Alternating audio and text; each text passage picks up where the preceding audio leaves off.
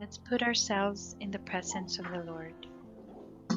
Heavenly Father, we come to you in this hour, asking for your guidance and protection to our virtual gathering today. We thank you for the gift of life, the gift of family, the gift of work, and the gift of friendship. Hello, sir. Bring us Okay. together Sige, thank you. Welcome. as Okay, brothers. question, sir. In kaso next week, if gadawat ko magud gyapon ko The facilitator and the attendees of this gathering, may we continue to value and appreciate the true essence and meaning of life with the help of your grace. And as we go along our discussion today, we humbly pray that you would deepen our understanding. Lord, enlighten us and give us wisdom every day. Forgive us for our shortcomings and remind us to always be mindful of the things we do in life. We offer our life and our decisions to you, O Lord. May this gathering today create a memorable experience and a fruitful outcome. We ask this through our Lord Jesus Christ, our Redeemer and our Savior. Amen.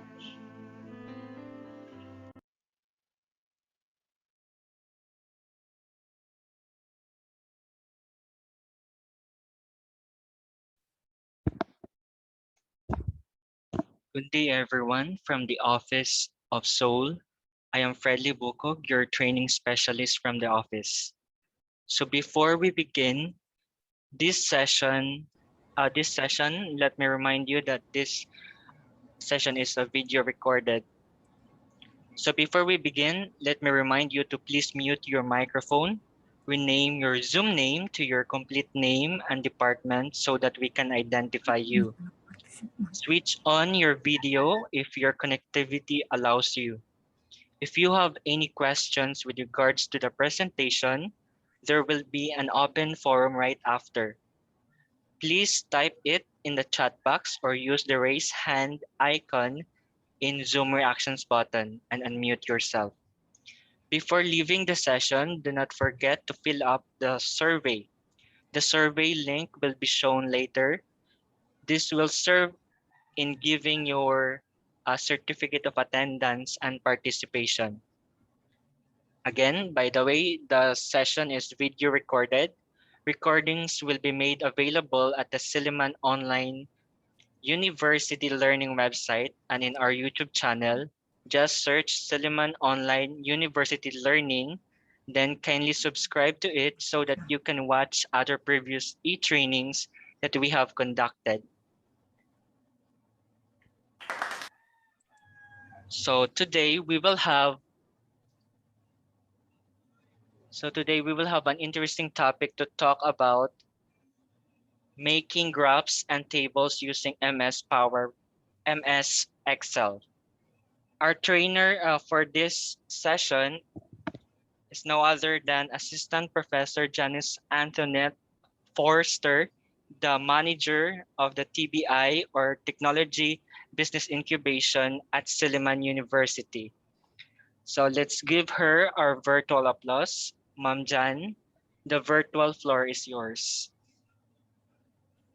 Thank you, Fred. Good morning, everyone. I'd like to share with you my presentation first.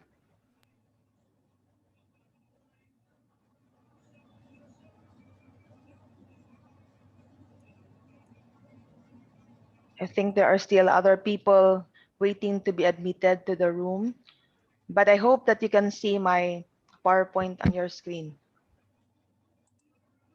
Okay, now as what was mentioned by Fred Lee earlier, our discussion this morning will focus on graphs and tables in Excel, but I would like to include other functions as well, which I think will help you maximize your use of Microsoft Excel, and also to use Excel later on to make decisions and to use it in your research and other virtual classes. So this is going to be the outline of my presentation. First, I will share with you some advanced functions, which I also feel and I hope that were not included in the previous trainings. I feel that it's going to be very necessary to make this session this morning more understandable and more productive. And then I'll talk also about filters, about conditional formatting, as well as graph. So just like other trainings that you have attended, I will be asking you to download a file that you can play with, that you can work on as we move on with our discussion until 12 o'clock this morning. And then I will ask you afterwards to upload them so that I would see if indeed you have learned something out of this virtual training. Okay, so before we start, I'd like to invite you to go to this link that is found on your screen. Kindly download the Excel file that you will find in that folder. Let me know if you have any problem.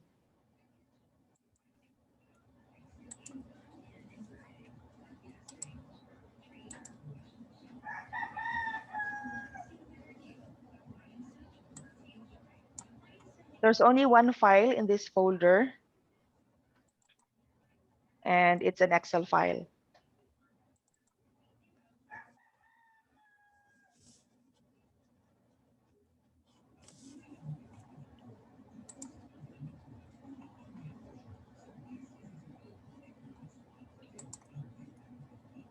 How many trainees do we have this morning, Fred Lee? 21, ma'am. Okay. So I guess I'll just give you a few minutes to download this. And then later I will ask you to rename your file so that each of you will have a unique file that will be uploaded in the Google Drive that I will also share with you at the end of this training. Has anyone already downloaded the file?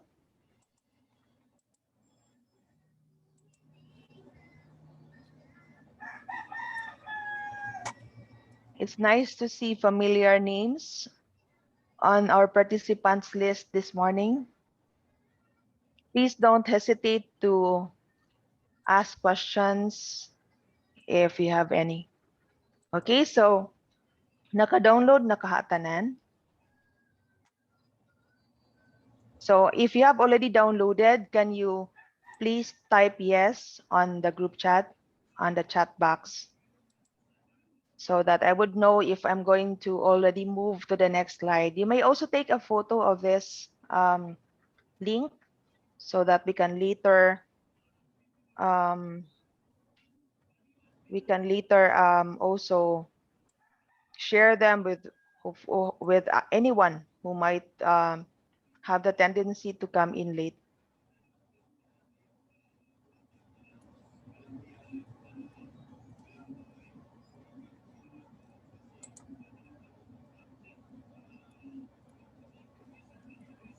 I'm also sharing the link on the chat.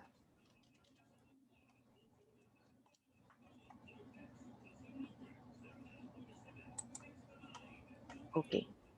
So I guess everyone has already downloaded the file. So let me continue. So for this presentation or for this training, I will be shifting between the PowerPoint presentation and the Excel file. So I'll just do it slowly. I know that some of you have been using Excel for quite some time, but maybe some of these functions you have not done yet or you have not tried yet. I also recognize that there are different learning learning capabilities among the participants this morning, as well as far as Excel is concerned. Okay, so let's start with the first Excel first function. Okay, let me just shift to this one. Perhaps it will make it better. Okay, so the first function that I'd like to share with you is the if function. Okay, I know that you have already tried the more easier ones, sum, count, max, min. Those are the very usual if functions. But let me start with the first function that is not so common, and that is the if function. So the if function is actually a very powerful function. It allows you to place a condition in your formula. So just like any function in Excel, okay, let me share with you an Excel file.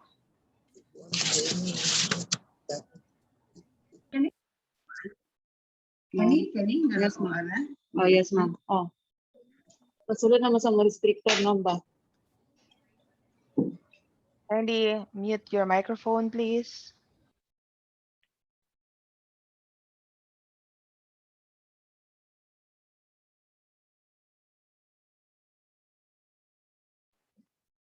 Okay. So this is the file that you have downloaded from the link that I gave earlier. I will tell you when to use each of the tabs here. I have prepared some data that you can try on later with the functions that I will discuss with you. So let me start with the if function. The if function, just like any function in Excel, can be accessed using first the equal sign, just like your formula and your function. You have to start with the equal sign. And as you know, if you type any letter on your keyboard, it will display all the functions that are available on Excel. Now, you might, and I don't know anyone yet who has already tried using all of the functions in Excel, but sometimes we go based on our needs. No, but there are some functions that you might not be aware yet, but functions that are very useful. And that one is an example of that is your if function. So just like any function in Excel, the moment you type the word or the moment you click on the name of the function, it will display it will display the short description. No, okay, I'm just checking if you're seeing my screen. Okay, so you are going to see a short description of the function. So as you can see here, function if, Lynn, can you read the description? What does the function if do?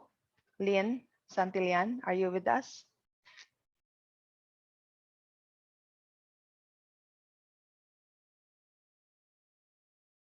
Is Lynn with us? They can talk, right, Fredly? Yes, ma'am. Lynn, are you with us?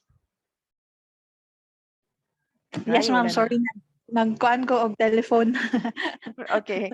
Can you can you can you read the description of the if function? I'll be calling every now and then the names of the participants, so that to test if you're really focusing on the discussion. Can you read, Lynn, the description of the if function? It checks whether a condition is met and returns one value if true and other value if false. Okay.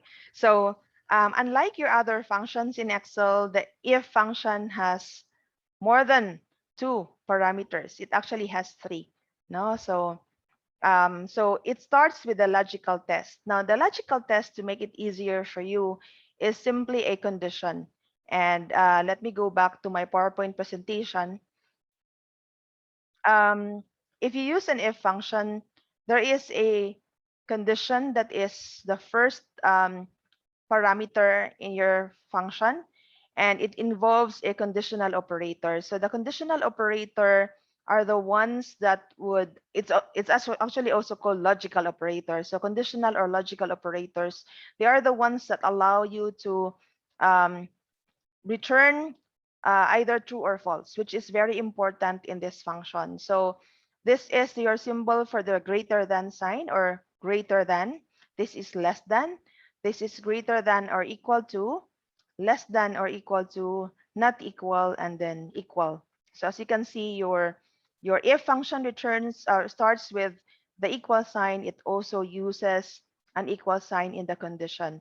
So let me give you examples of a condition, and let's go back to Excel. So examples of a condition, like say for example, if you say you have a value of 5 in cell C10, and then you have 12 in C11, and you want to add 5 and 12, what do? What is your formula? Ma'am Annie?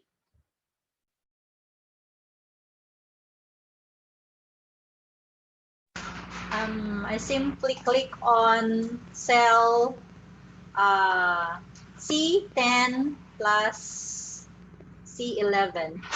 Correct. So C10, so if you're using the computer, you can just click on it and then plus C11. Now this one is an example of a formula, no, and it's not a condition. This is not what we need in the if function. I'm just showing you that, say for example, you have C10 plus C11 inside your if function. That does not trigger the true or the false result. No, we need a true and a false result. So let me go back to if. Say, for example, what you want to do is you have here student name. Let's say student 1, student 2. No, this is assuming this is the name of the student.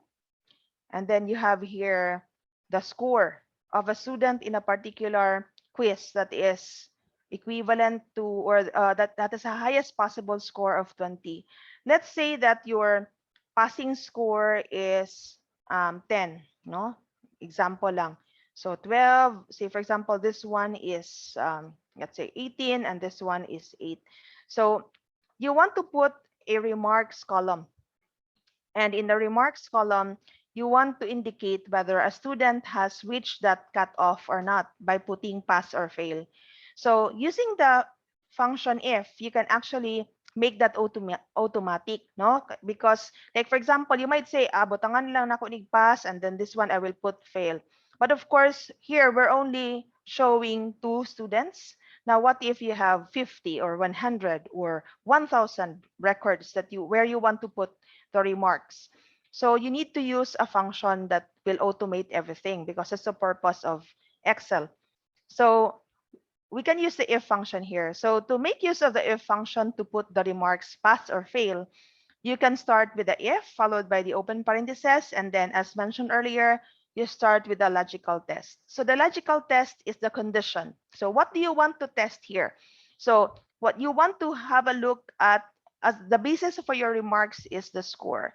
So you want to have a look at the value in your score column, and then test it whether a condition is true or false. So in this case here, we are saying that if the student has reached a score of above 10, no, that means to say 11 and above, that means the student has passed, and you want to put the word pass on that remarks column. So how do you test or the score? So that of course will make use of the cell reference where the score is located. So in this case, you want to test if 18 is a value that has reached the cutoff.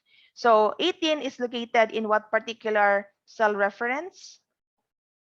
Ma'am Emily? Where is 18 located? Any volunteer? Anyone can just speak. F5.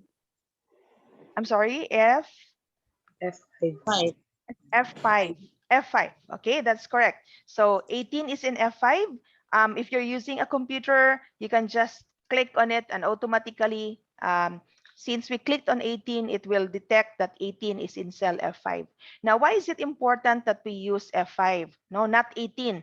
Because if, for example, if we made a mistake or we made a nalibata og lantaw sa mga names sa students on the paper, and you realize that it's not 18, but say 9 or 12 or 15, then at least you don't have to change that value anymore. So if you put 18 here, of course, it will still work, but it's not the purpose of Excel. So it's always a good practice to use cell reference rather than the actual value. So we're looking at 18. So what do you want to test? We want to test if 18 has reached the cutoff. What is the cutoff again? 10.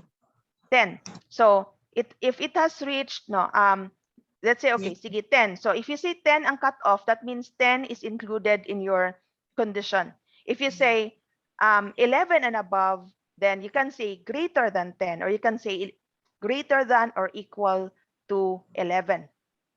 Okay, so in this case, there are two options. Either you say F5 is greater than 10.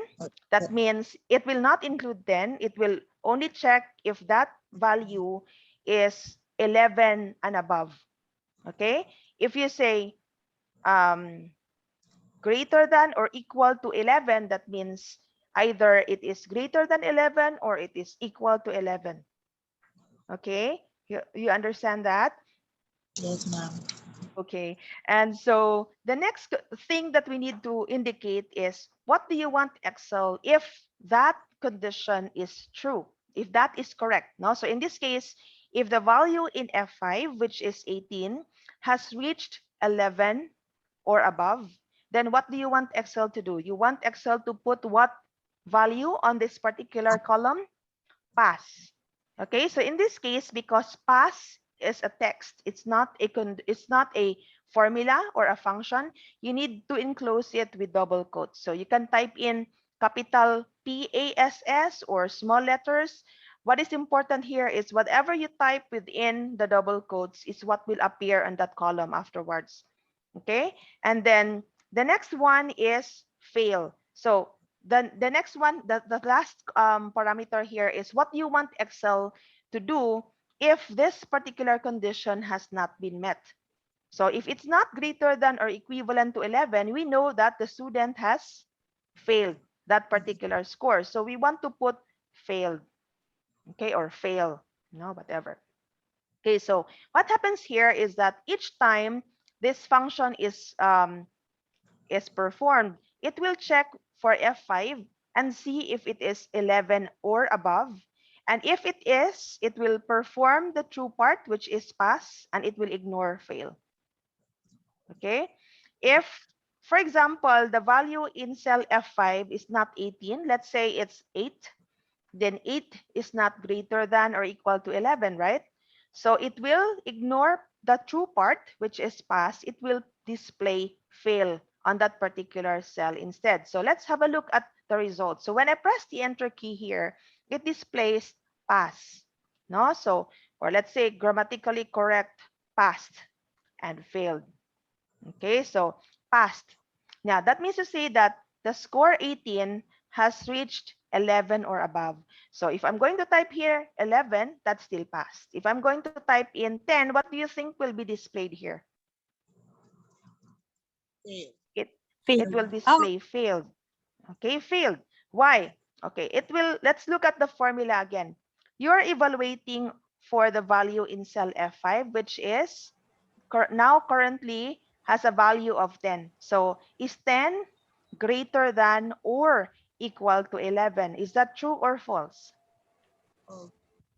That's false. So since it is false, because 10 has not reached 11, it will ignore past or the whatever you put in the true part, and it will perform what you placed in the past or the false part, which is failed. Okay, now the beauty of this is that if you have, say, 20 students, and let's say you have here not 23 because your highest possible score is only 20. Let's say this is 12, 7, 15, 14, 12. 18, and so on and so forth. Okay, now what you can do is you can just drag this and it will give you still the correct remarks for that particular student. And if you want to change this to another value, or you have to change this to another value, automatically the remarks part will be also updated. Now, so what happens? If your formula or your function is this, and then you drag this, I hope that you know that based on your other trainings and your experience in Excel, I hope that you know that if you drag F5 across another row, what will happen to F5? It will become F6, F7, F8, F9, and so on and so forth until you stop dragging that or pasting that what function or that formula. So it's actually going to be, it's going to adapt, no? So as you can see here, it's F15, sorry, F5. This one is F6. This is F7. So it's looking at the correct row, no? It's looking at the correct row, and that's why if you look at the value here, F8, you're checking on F8. F8 has a value of 7. 7 is not greater than or equal to 11. So of course, that row will display failed. Okay. Now, just like any formula or function, you can also do this across another column. No? So if, for example, i-drag po mo na siya nga formula across another column, it will also change the column letter. Okay, do we have any question about this? No. Okay, so since wala anything, I would take that as no question. Okay, now because it's already 9:30 and we've got a lot also to discuss. I hope you don't have any question about that. I hope you're also trying as I'm discussing here. So you can play around with that Excel sheet that I gave you. You can just add another sheet and just practice what I'm showing you here. Now, so this is the example of the logical operators, which I discussed earlier. No, so remember that your greater than equal and your less than equal is an or. So it could be greater or equivalent to the number on the right. No, both sides. Okay, let's move on to the next function, and the function is count A. So count A is a function that returns or that counts the number of non-blank cells. So if you have a column that is blank, it will not be included in the counting. So it counts cells that contains numbers, text, logical values, error values, and empty text returned in the formula that has the double quote sign, meaning space, blank. No, but if it is blank, if you don't touch that particular cell, then it will not include that in the counting. So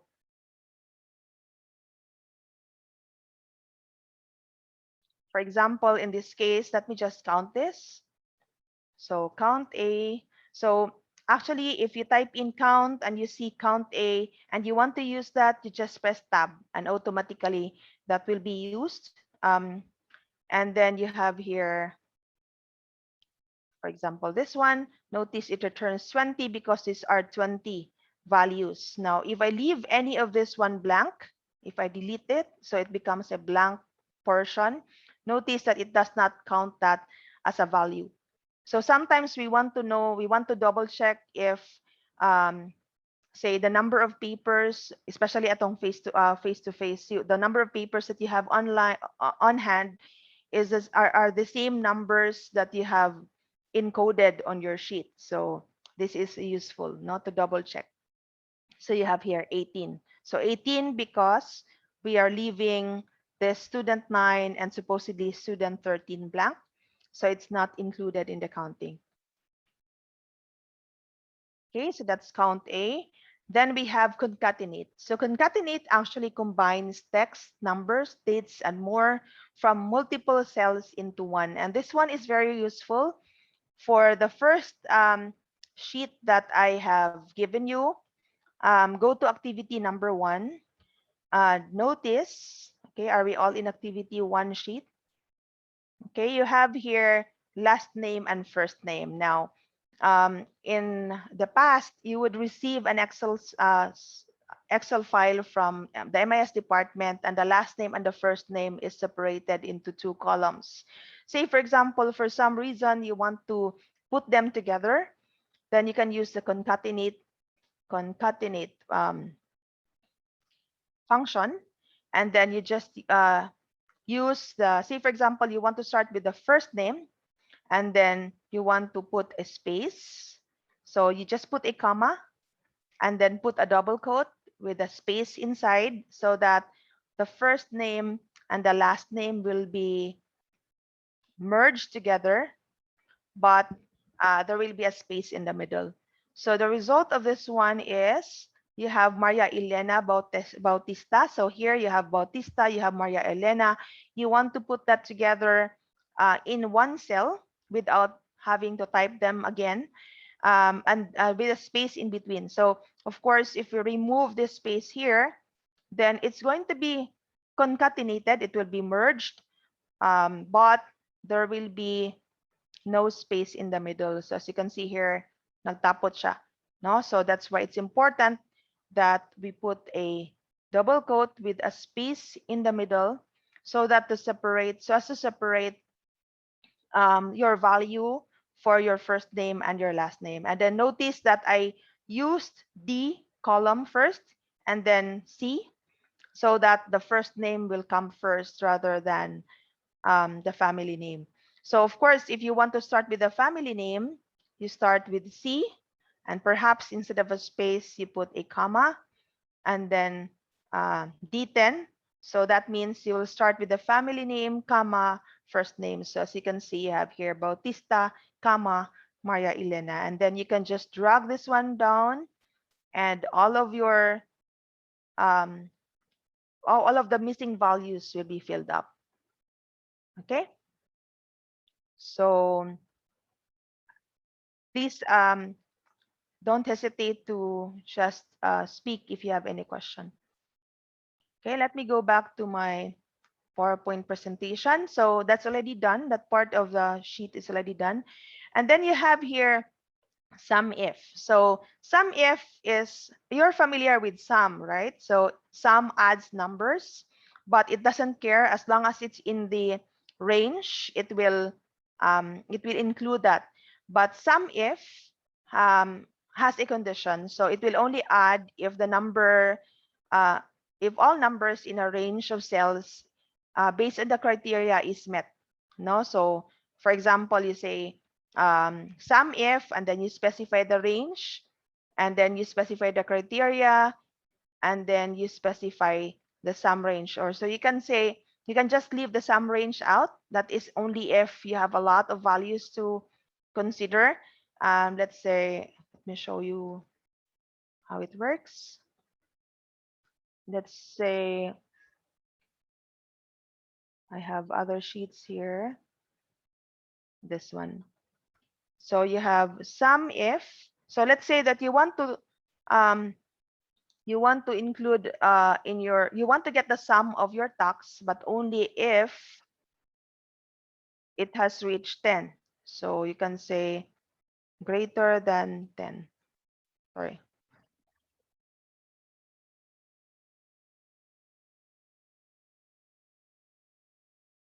Okay, so as you can see here, you need to enclose your condition in double quotes, because you're saying you only want to add the values from G4 to G11. You want to add them up, but you don't want to include values that are not greater than 10. So that means to say 7, 9, 2, 6.13 are not included in your sum. Let's check that out. So supposedly you have normally we say sum, and then we specify a range G4 to G10, you get 139.47. Now in this case, you did not include 2, 9, 9.07, 7, and 6.3. 6.13 because your condition is you only want to add up these numbers that are greater than 10. So it only adds up 66.17, 29.91, 19.04, and that's how you got 115.1255. Okay, so that's sum if. And of course, you can use the other conditions that I shared with you. If you say less than 10, less than or equal to 10, then notice that you only have here 24 because it only adds up 6.13, the opposite of what we did earlier. So 6.13, 2.15, 9.07, and 7, that's equivalent to 24. Okay, so am I so fast? Is it okay? Are you okay so far? Okay na, ma'am. Okay, that's good to hear. All right. Sige. So let's move on to the next one. You also have, if you have sum if, which sums up based on a criteria, you also have count if. So just like your normal count simply counts the cells within a specified range. But in this case, you have a condition. So if the condition or the criterion is met, then it will include it in the counting. So it's similar to your sum if. So count if. So diba, normally it's count, and then you have the range, for example. So this will return pila. Anyone?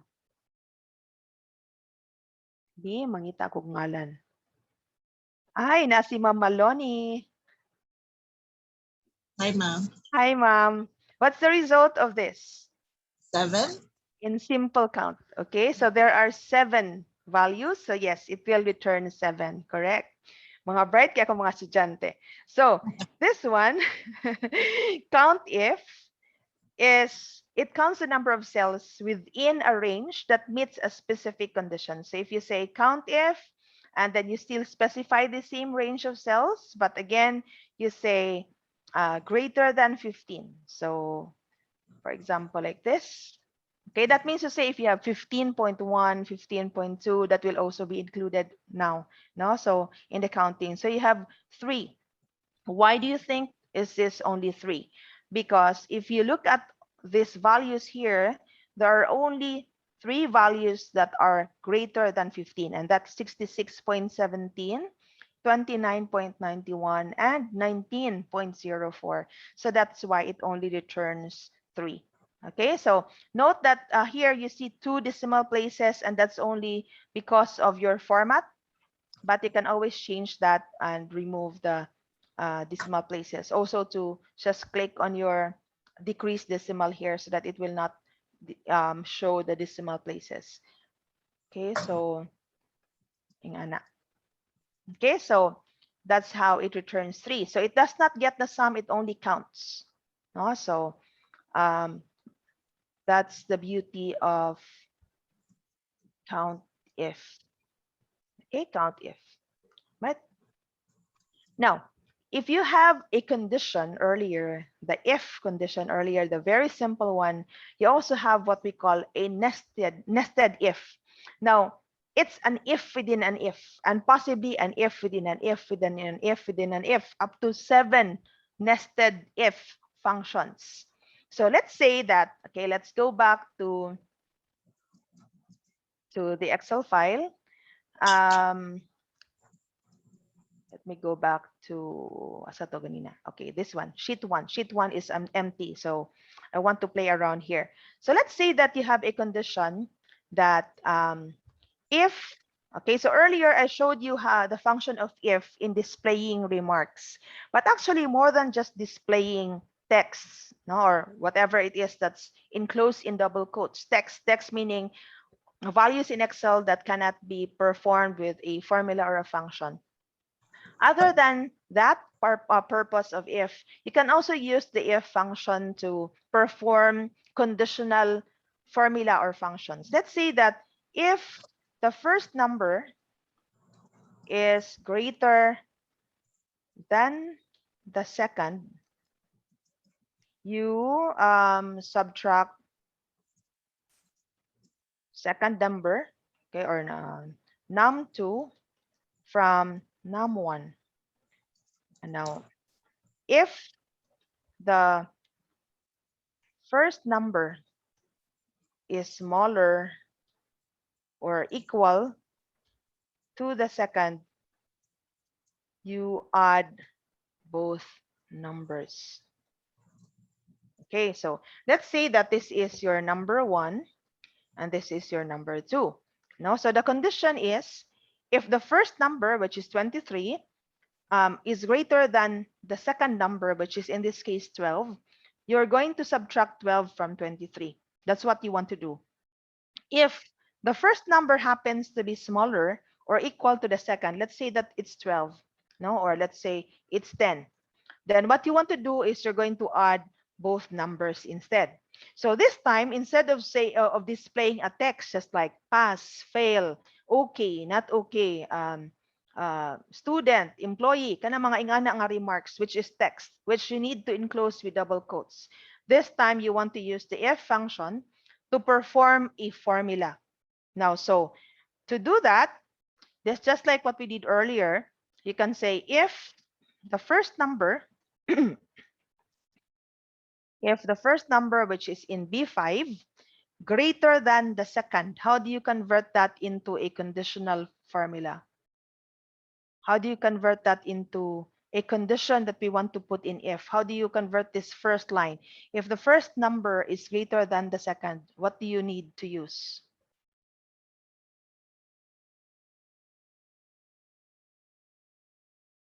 Ma'am Russell?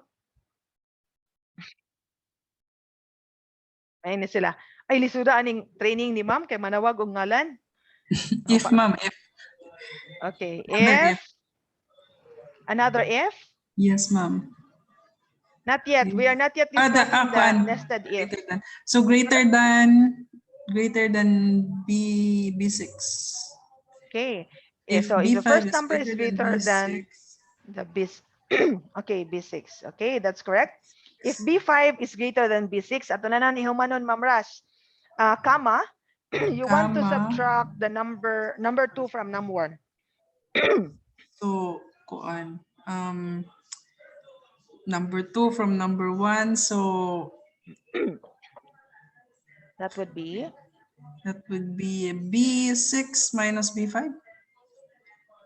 That would be B5 minus B6, right? The second number from the first number. From number 1. Okay. Sakto, ma'am. That's right. Correct, no? So Correct. if ang first number is greater than the second number, then you subtract the second number from the first. Now, otherwise, what is the opposite of if the first number is greater than the second? What's the opposite of that in the spectrum? If it is not greater than the second, it means unsa siya? Less than. Less than or Equal to. Well, correct. No, so actually, these two sentences can be fused in only one if function. Kaya ang opposite aning if it's not greater than or equal than the other one, than the other number, it means it's smaller or equal. Correct?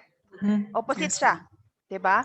So what do we do here? So if the first number is not greater than the second number, because that is the opposite, that's the false part.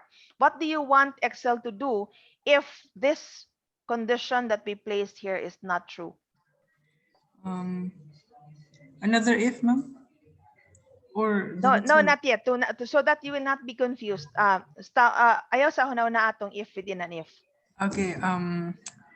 So less than or equal to? Less than then equal to?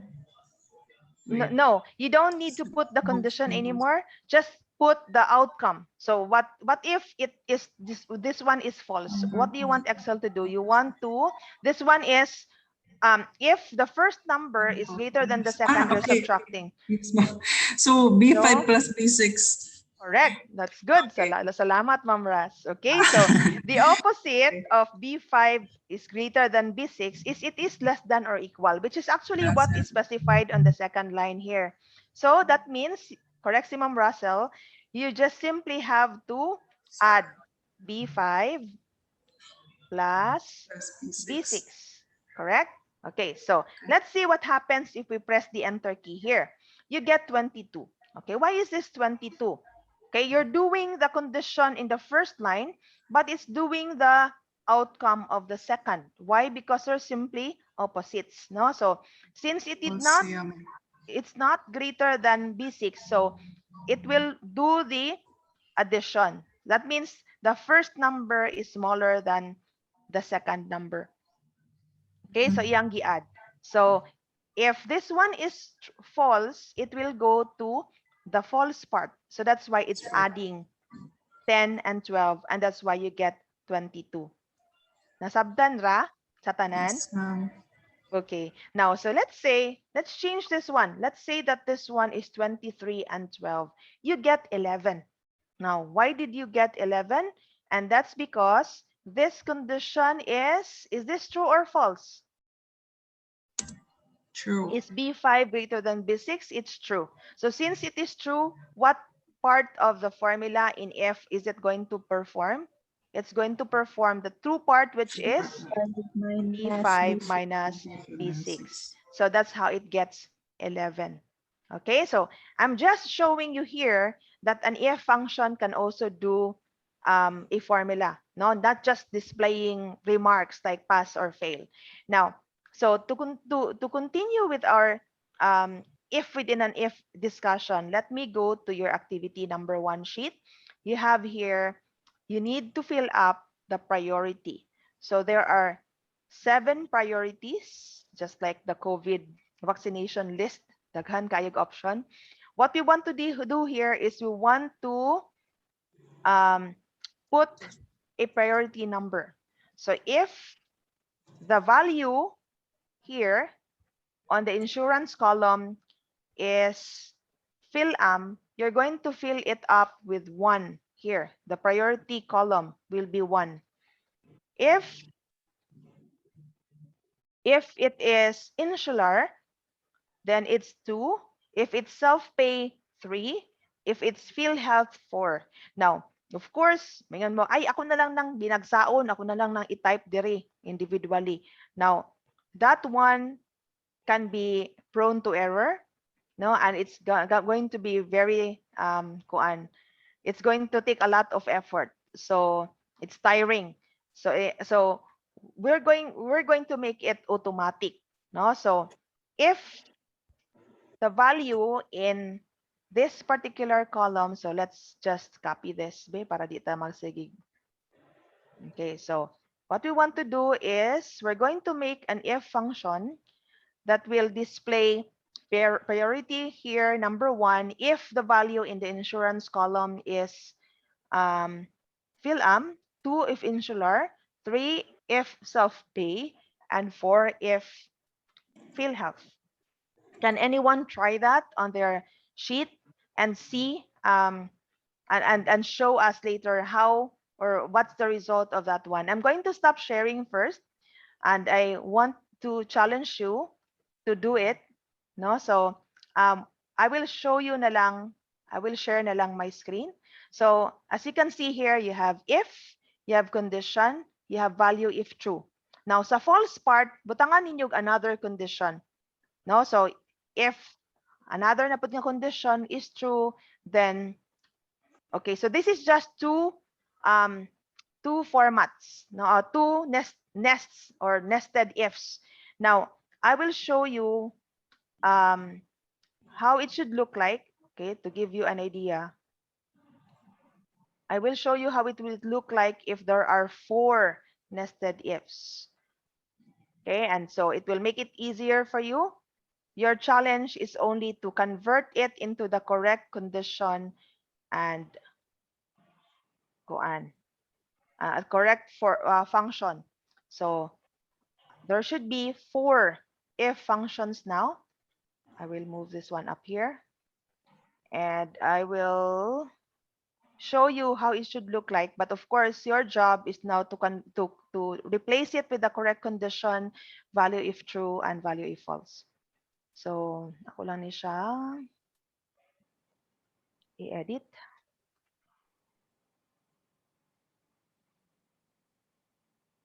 So this should be condition 3. And then this one should be, no, actually, dili, value if, tulo ra ka buok if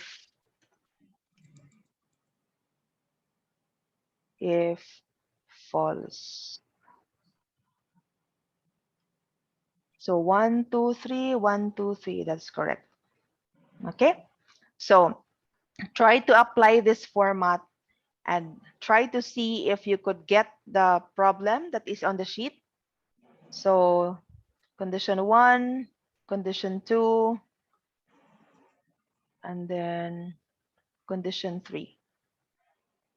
Okay, so yun na lang na siya because I've already given you the format.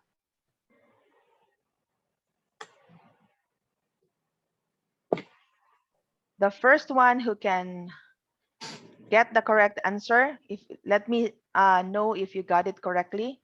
The first one who will get the correct answer will win a trip to just kidding. Okay. Are you trying it out? I hope you are. Bradley will give you a prize, a brand new laptop.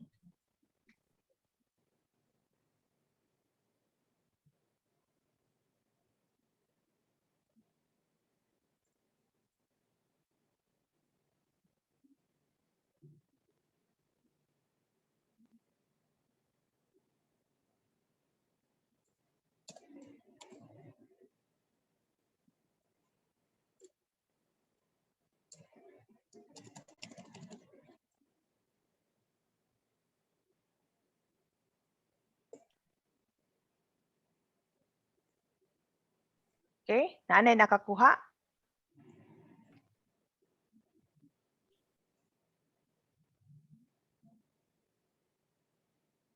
Did you get it correctly? Anyone who's doing it?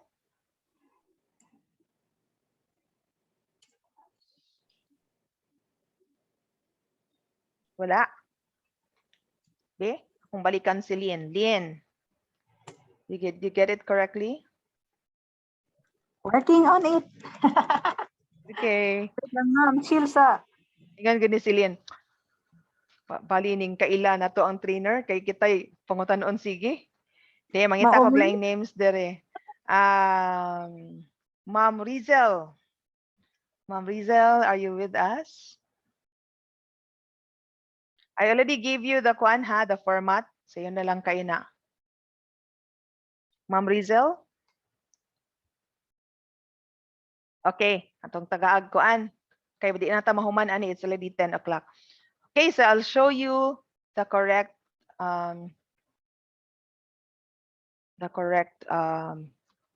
condition. Okay, so di ba tagaan ta mog format, no? So you're checking here if the value in the insurance column is PhilAm, you're going to put 1. If it is 2, you're going to put, if it is Insular, you're going to put 2. If it is self-pay, you're going to put 3. And if it is PhilHealth, you're going to put 4. So given the format that I gave you earlier, you have the condition, right? So first, if, open parenthesis, condition. What is your first condition? You can start with 4 or you can start with 1. So if you start with 4, you can say if H10. Why H10? Because H10 is the what? The cell that holds the value for that particular column, for that particular row for the insurance. Insular. Okay, which is insular. So if that value is equivalent to PhilAm, then what is PhilAm? Dapat ang imong ibutang is 1. So that's why we put here 1. No? So of course separated by a comma. So you need to put double quotes on the PhilAm because PhilAm is a text. No, if you don't put, if you don't need to put a double quote if you say if H10 is equal to 20. So 20 is a number, so you don't have to put double quotes on the 20.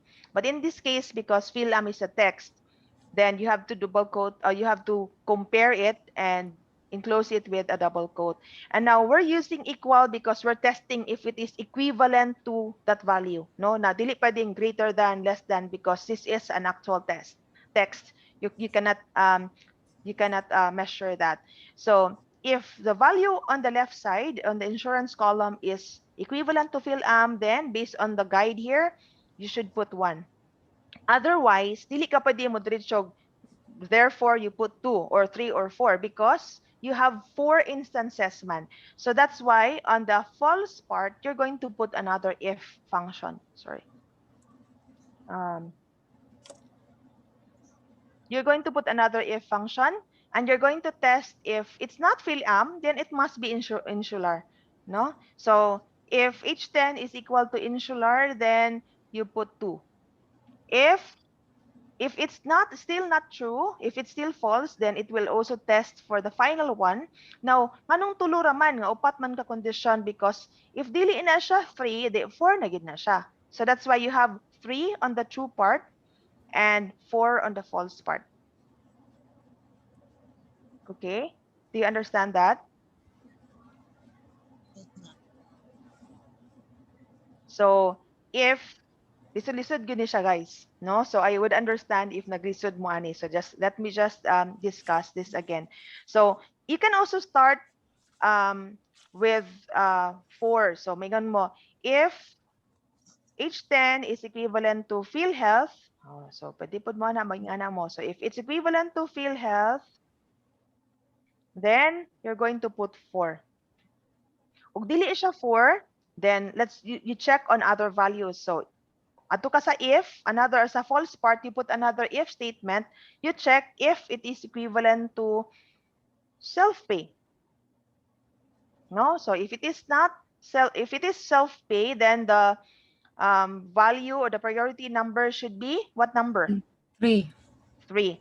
Okay, so if it's not self-pay gihapon, then you check for the other 2 remaining, which is either PhilAm or insular. So you check if H10 is equivalent to insular or PhilAm. PhilAm. Okay, if PhilAm, then you're going to put what here? 1. What number? 1. 1. Otherwise, this one will be 2. correct. Very good. No, so since there are 1, 2, 3 open parentheses, there should also be 3 parentheses at the end. Open parentheses and close parentheses. So it should be equal number of parentheses. Use equal. Okay, so you get 2. Then you just drag it down, you will have the other values as well. So that means to say, if I'm going to change here one of these values to, let's say, PhilHealth, okay, then automatically you get 4 on the priority list. If I'm going to change this one to PhilAm, then automatically I get 1. So it becomes an intelligent sheet. No, dili kay kana bitong tan-aw na to be number 1 ba ni, number 2 i-type na lang nako ni tagsa-tagsa. No, so even if you have 1,000 data that you need to fill up, then it's going to be a breeze, because all you have to do is just to make one correct formula or function for that matter, and then just drag it down or just drag it to the right. Okay, so the H10 here becomes H11 for the other rows, and it becomes H11, 12, 13, 14, and so on and so forth, because because this is not an absolute cell reference. Okay? Nakuha ra sa tanan. Were you able to do this on your sheet? Yes, This is ma'am. important kay we have another activities later that will need this data. Okay? So, um, you can take a photo of that and then encode that later. Okay. As I mentioned earlier, you're going to complete this activities and then submit it to the drive afterwards to see if you have really done something. And just like some of my students, I have a class at 7 a.m. and then I could not see their faces. So I do not know, nakigda ra ba ni sila? Then ako may nangugat og teach dire. No? So things like this. So we need to test if the attendees are also doing something. Okay, so take a photo, and I'll proceed to the next topic. Okay, question so far? Question so far? None. So, kanito siya, guys. Thank you. Okay, kanito siya. Ako lang gi-change. Okay, now this one is also interesting. Okay, VLOOKUP function will make your Excel sheet like semi programmed application that you sometimes see on your cell phones. Now, so VLOOKUP is a function that performs a vertical lookup by searching for a value in the first column of a table and returning the value in the same row in the index number position. Lisod kaya siya, no? Imagine, no? So the format is just like your function if it has more than two parameters. You have the value, you have the table, you have the column index, and then you have the range lookup. It looks complicated, but to make it more English for you, English-like for you, I have an English version of that format here. So it's simply going to be equal sign VLOOKUP, and then the first parameter is the value, which is actually the value that you're looking for.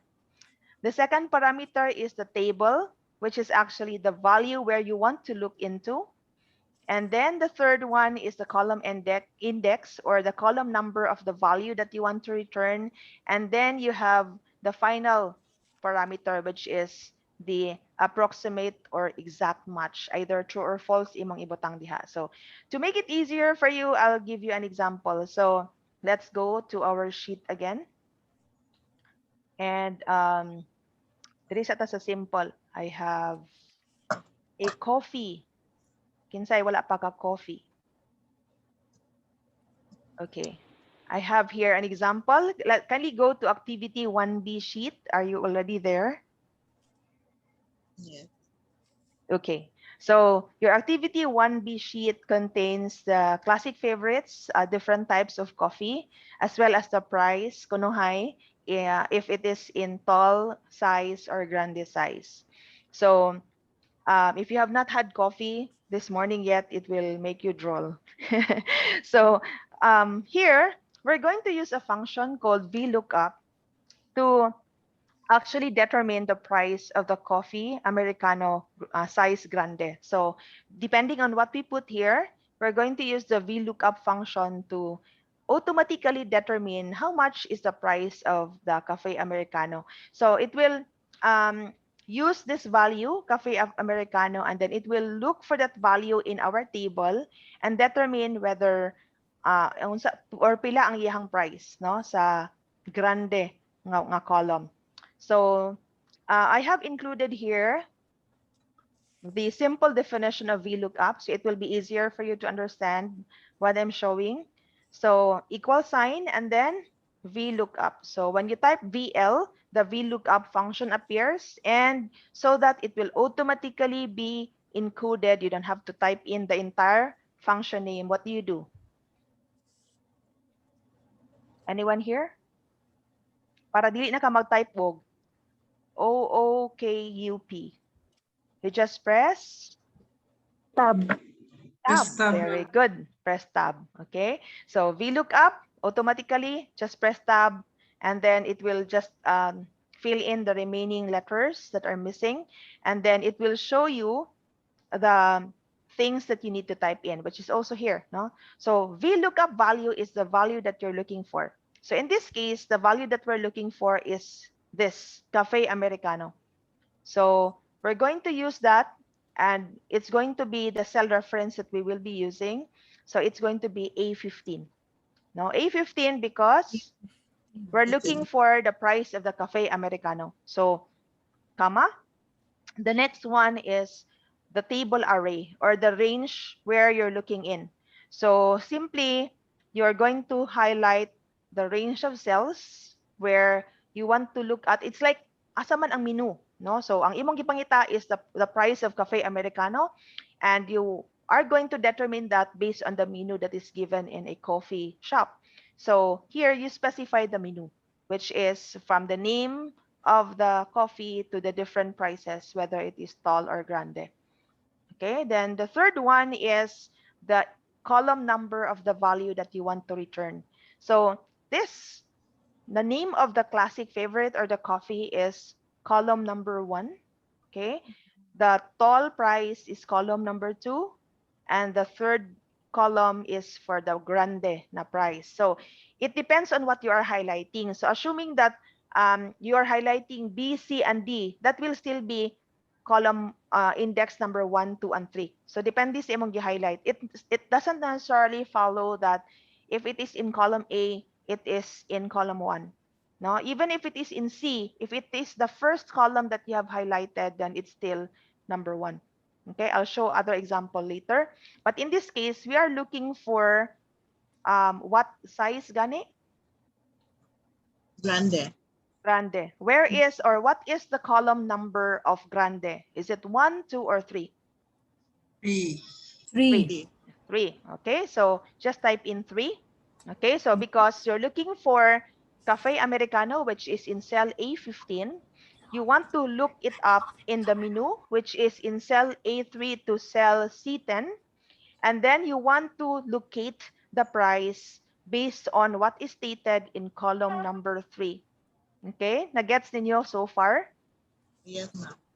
And then the final parameter is we usually just put false most of the time because we're looking for an exact match. No, we only specify true if it is approximate, like pricing, approximate price, or approximate date. We use here false, no, most of the time because we want to look for the exact match. So you have false. Okay, so again, we're looking for A15, which is Cafe Americano. We're looking for this price list from A3 to A10, which is this range that we are highlighting. And then we're looking at the result on column 3, which is the grande column.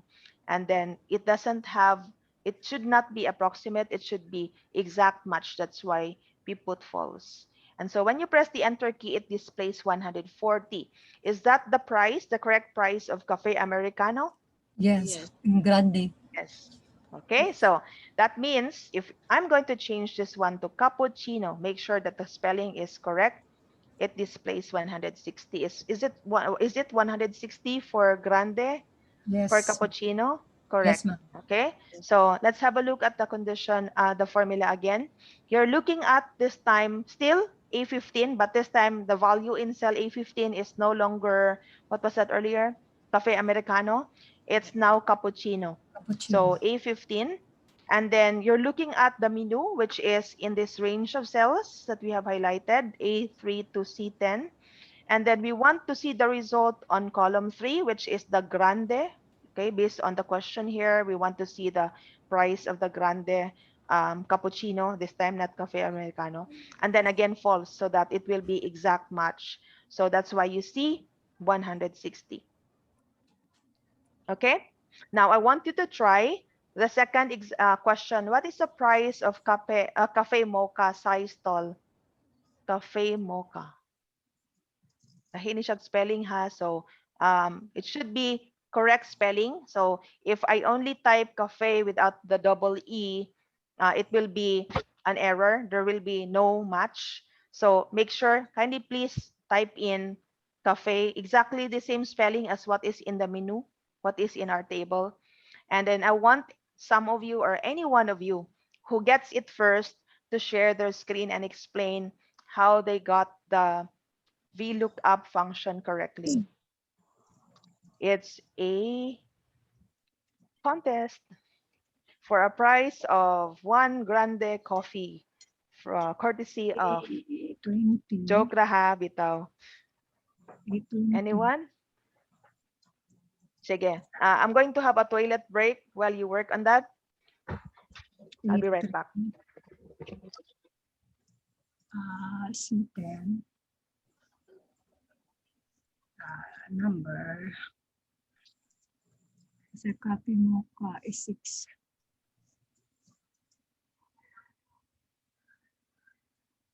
False.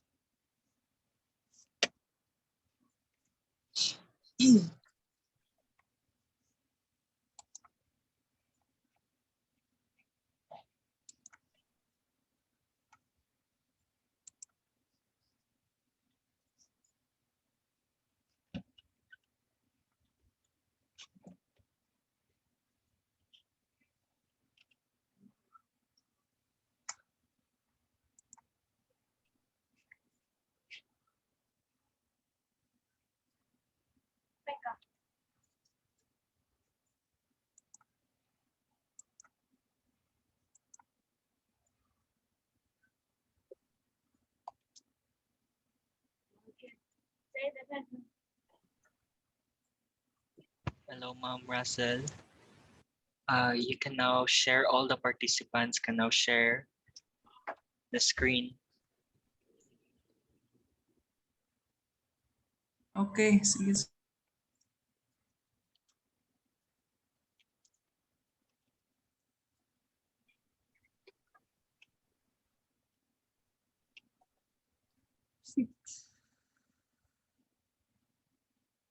Okay. Kinsa ning screen ka, Ma'am Russell? Wow, you got it, Ma'am Russ? Yes, yeah.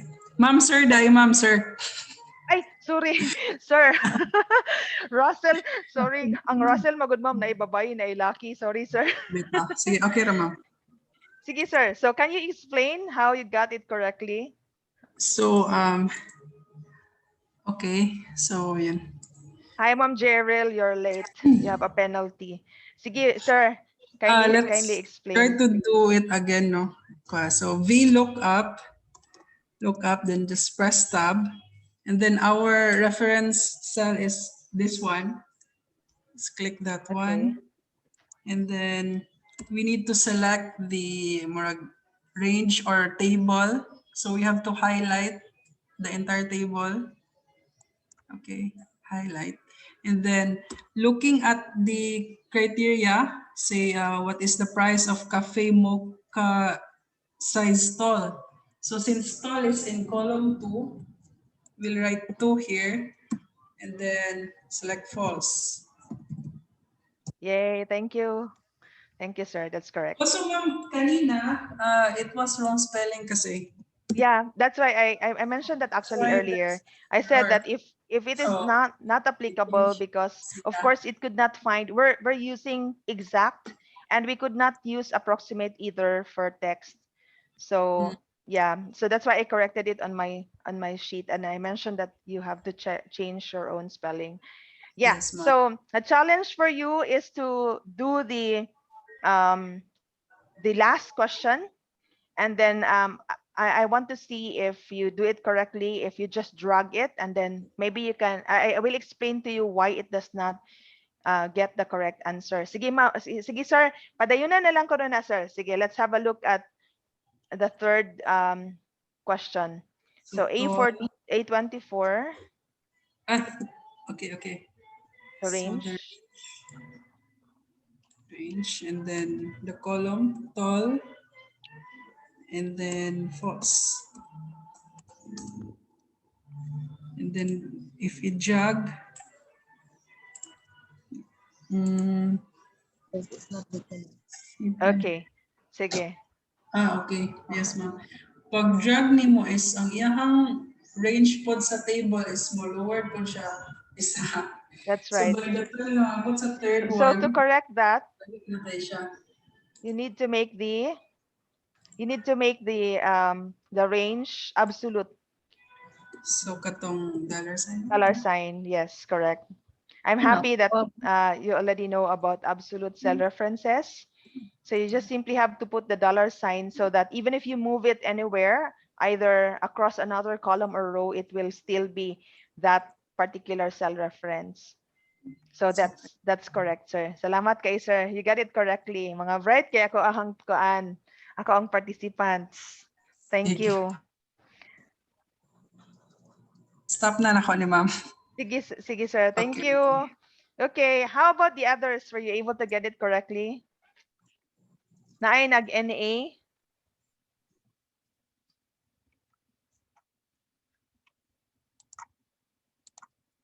Ay, si Ma'am Rizel, dili na siya ka-access sa mic. Kaning late run si Ma'am Jerry, ako juning tawagon. Ma'am J, I have a link. As you can see in the chat, there is a file that you need to download. It's in tinyurl.com/julytrainingsu. Kindly download the file, and the rest of you who are late, kindly download the file because you need this one for the activity.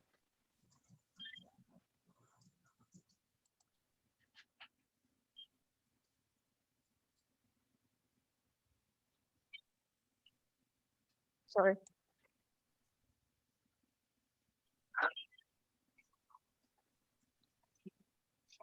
Okay. Were you able to find the link, Ma'am J?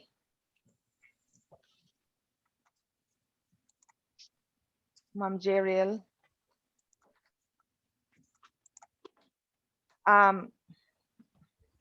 Okay.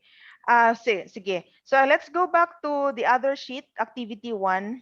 I have here at the bottom some challenges for you. For the instruction is actually at the bottom, no? So for G24 and 25, which is this one, you're going to apply what I taught you earlier about the count if. So you're going to count how many males and how many females are there in the sex column, and using the count if function. So kindly fill that up.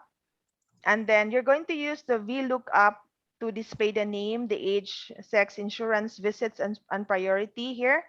So you're not only going to be looking at one particular index here. So assuming that I'm going to type here, diba, De La Cruz Jane. No? So De La Cruz Jane is here. It should be able to find, it should be able to display di na ni kinahanglan ng name because it's going to be redundant. It's going to display the ID, the age, sex, insurance, visits, and priority here. So it will extract that data from this table and display it here at the bottom. So I'm going to stop my screen sharing. I'm going to give you about 2 to 3 minutes to work on this.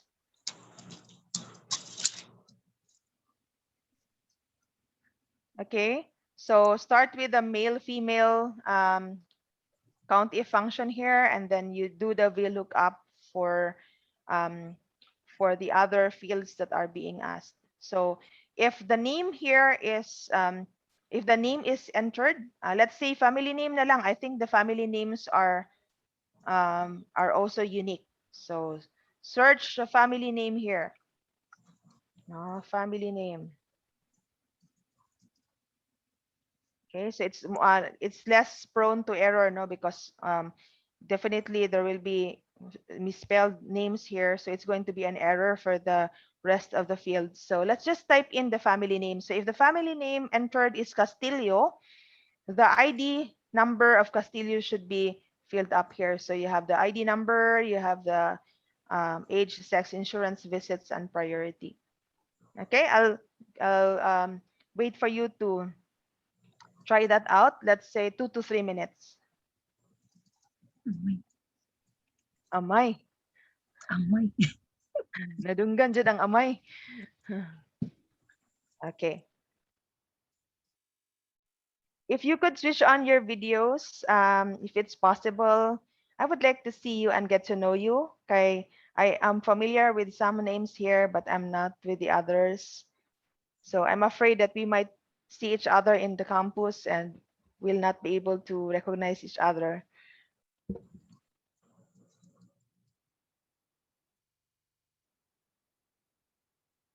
Naman day si Ma'am May dire. Ako aning tawagon ron.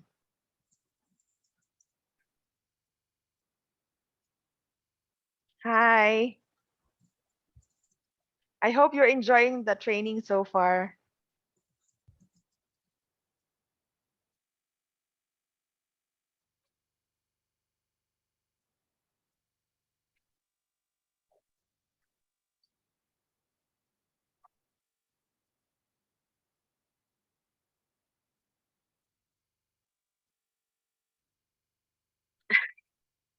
Si Ma'am Maxino, oh, niahas gid siya not to call her. Ma'am Janice, asa tong link? Sorry. Okay. Nasa chat, ma'am, nasa taas. I'll copy and paste it again. Here, tinyurl.com/July training SU. Shop sa taas. HTTPS. For a while, ha? Okay.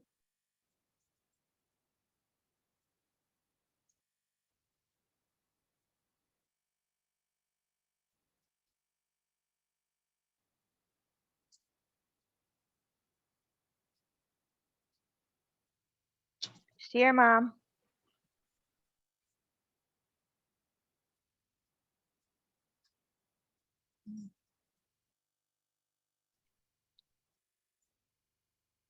It's in the chat box.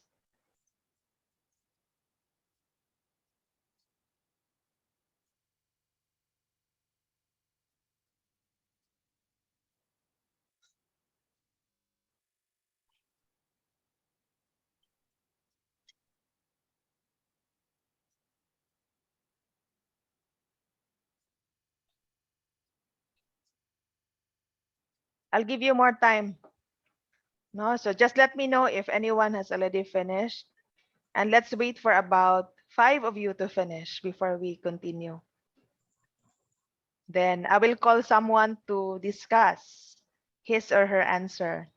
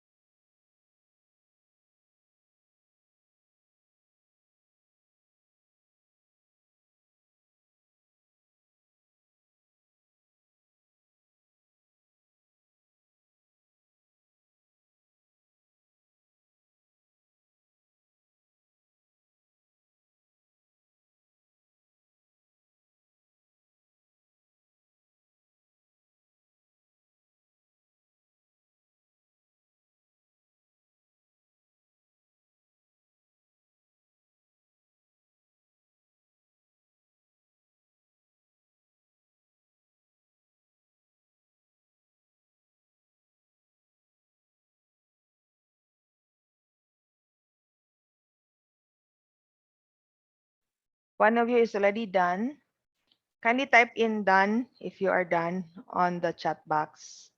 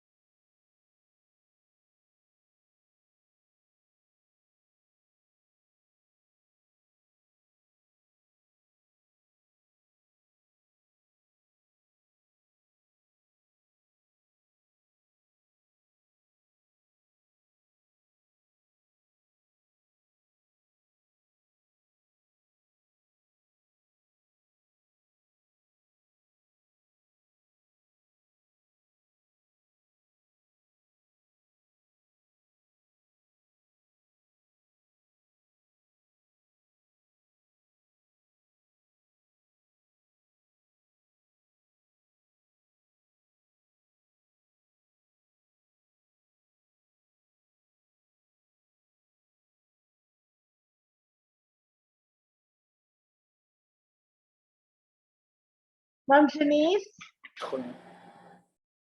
Ma'am? Ma'am Janice? Ma'am Janice? Hi, ma'am. Ma'am, dili ka edit. Ah, dili. But, can you share your screen, ma'am? Basig wala nimo na enable. View only raman. I-download sa, I-download ma'am. siya. Kindly download first and then so that you can rename it with your name later. Okay, I will ask for the file after the training. So download the file first from the drive, and then after you download it, that's the time you can edit it. Click, say click Monday. Click that.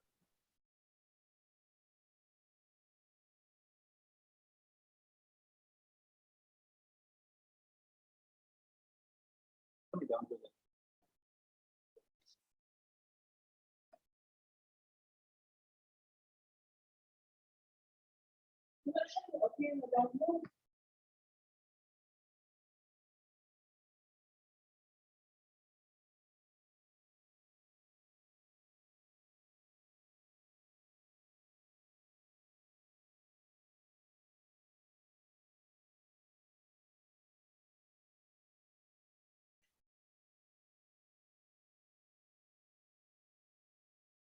Dito siya sa Monday.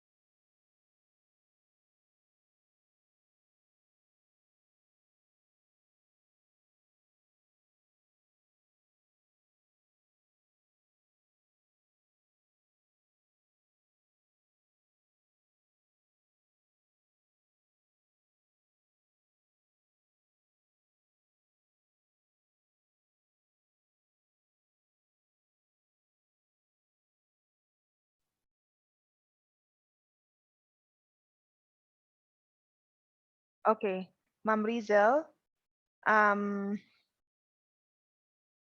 your sheet, no, Excel training sheet, you have in the activity tab, you have there, we have already answered the priority column where we use the if function.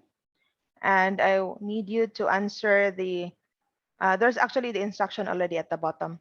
No, so just answer instructions number 2 to 5. No, 2 to 4. Okay, we will discuss conditional formatting later. 2 to 4 lang, 2, 3, and 4. If you have not yet done number 3.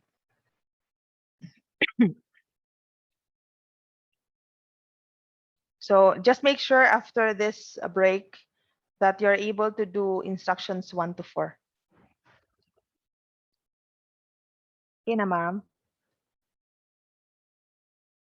Okay, you're welcome.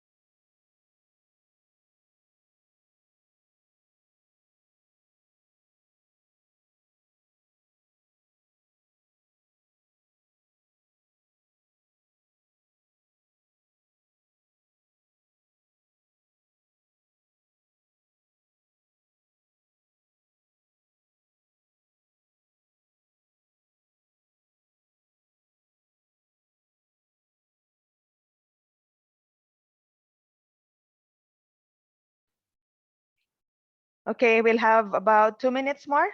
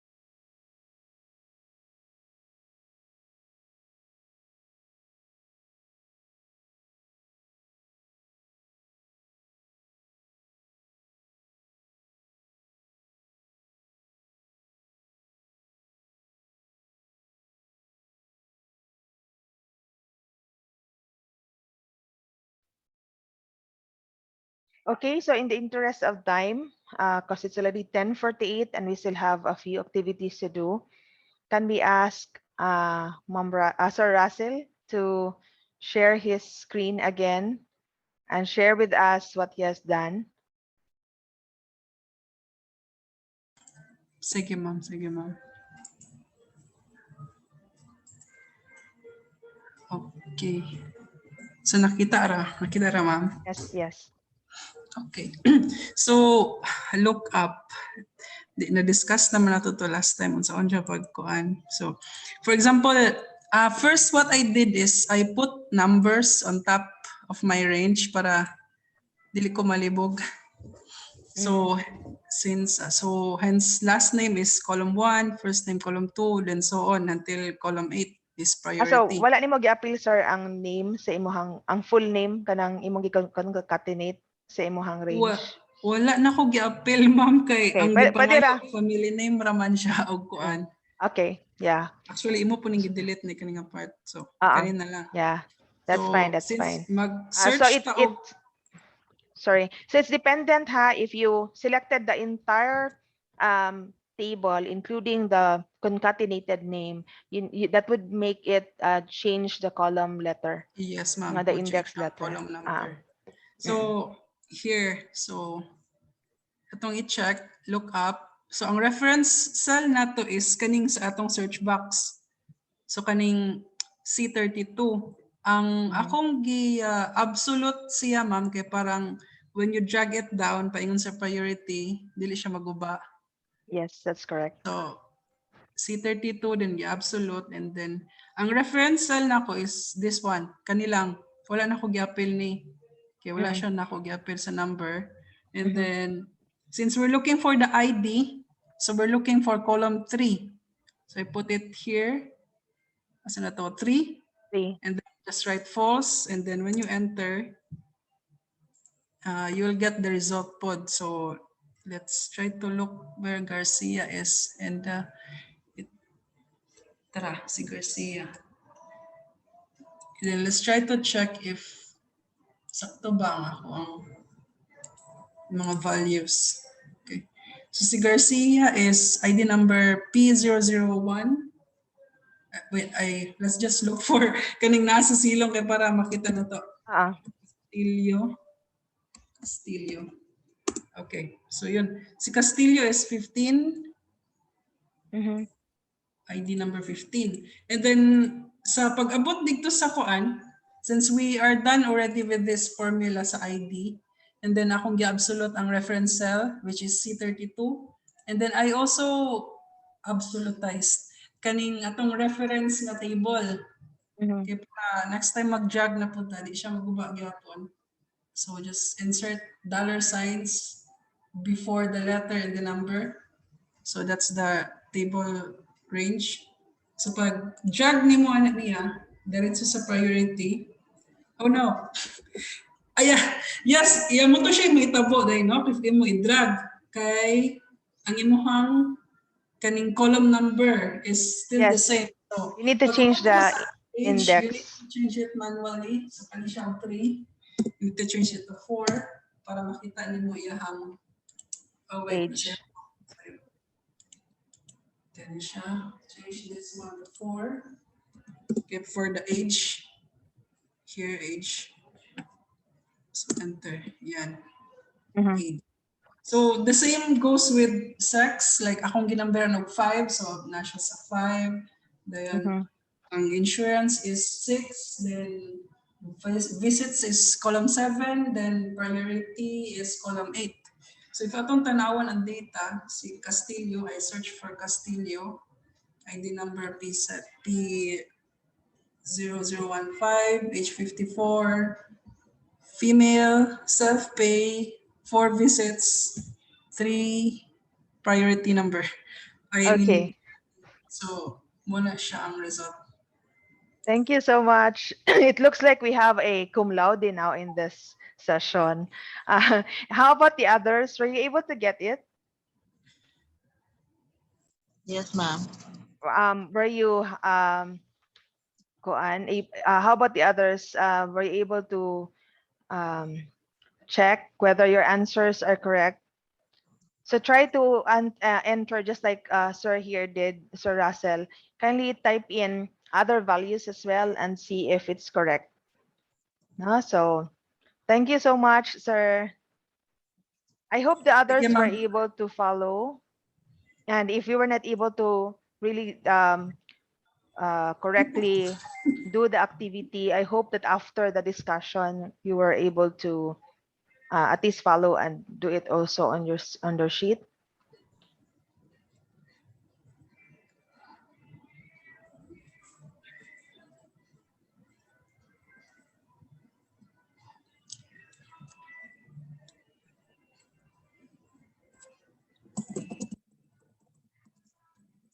Okay?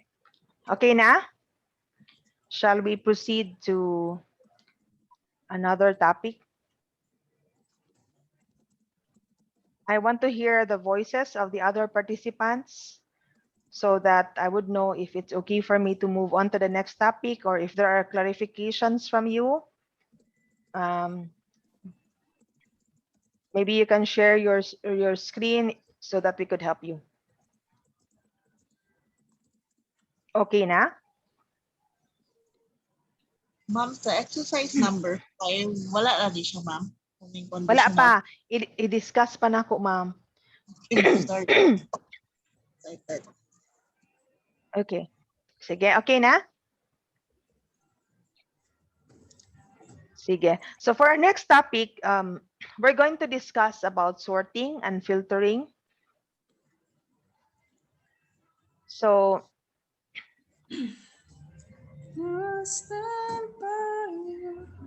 wow, kinsa nang nagkanta? I can hear you clearly. Russell. Okay, sige. Sorry, ma'am. So, what's the difference between sorting and filtering? So, sorting is alphabetizing, and filtering is we're going to narrow the window based on the criteria on a particular criteria. So, how do you activate this? No, so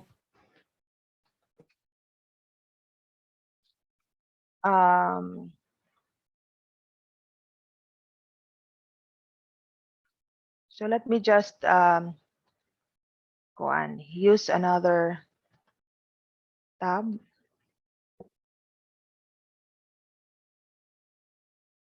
Okay, actually, I have already activated the filter option on your activity number 2, no, tab. All you have to do is actually go to, you simply have to go to your home ribbon, and then you have here your filter option. So if it's indented like this, it means to say that it is currently activated. So if you want to remove those arrows under the heading of your table, you simply have to click filter again and it will be hidden. No, so again, what you should do is, of course, because you have other things here at the top, you can highlight the table where you want to create a filter. And then you can go to your home ribbon if you are not yet there already.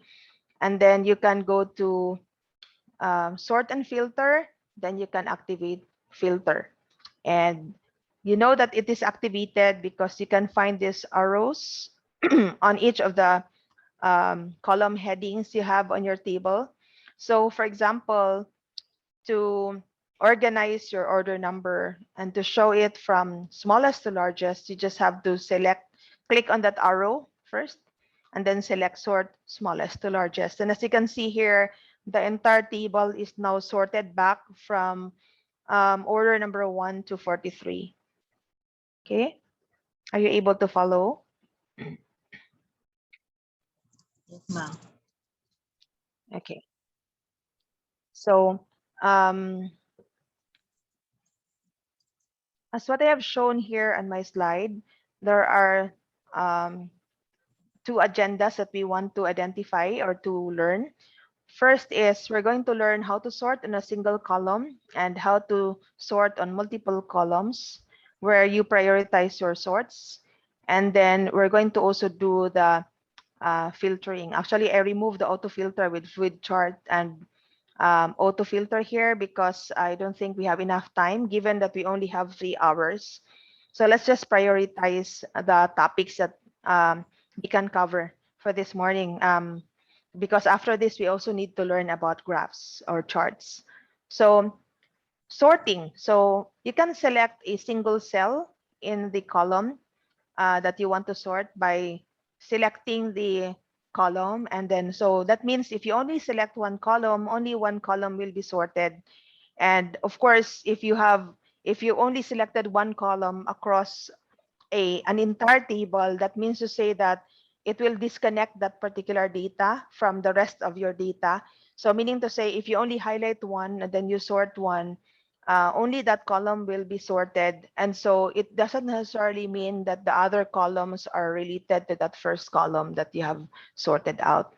Now, if you want to sort on multiple columns, you have to sort the least important column first, progressing to the most important. This is something that you need to remember. So you sort the most important column last. Okay, so and I'm going to show you an example later. So for example, to prioritize your sorting, the desired end result is to see the data broken down by division, for example, by department and in order of hire date, hourly rate, and gross pay. Say, for example, you have this table, no? So as you can see, you have a lot of data. You have the ID number, you have the first name, last name, employee number, division, department, date of hire, the number of hours, the hourly rate, the gross pay. Say, for example, you want to sort it based on the division, no, but you also want to, by division, you only want to see how a division is grouped together by department and then by the date of hire, the number of hours, and the hourly rate and the gross pay. They have to start with the least important first. So in this case, you have to sort it based on the gross pay first, no? And you can do this either from the smallest to the largest or from the largest to the smallest. And then you can move on to the hourly rate, the hours, the date of hire, department, and division. I'll show you examples later.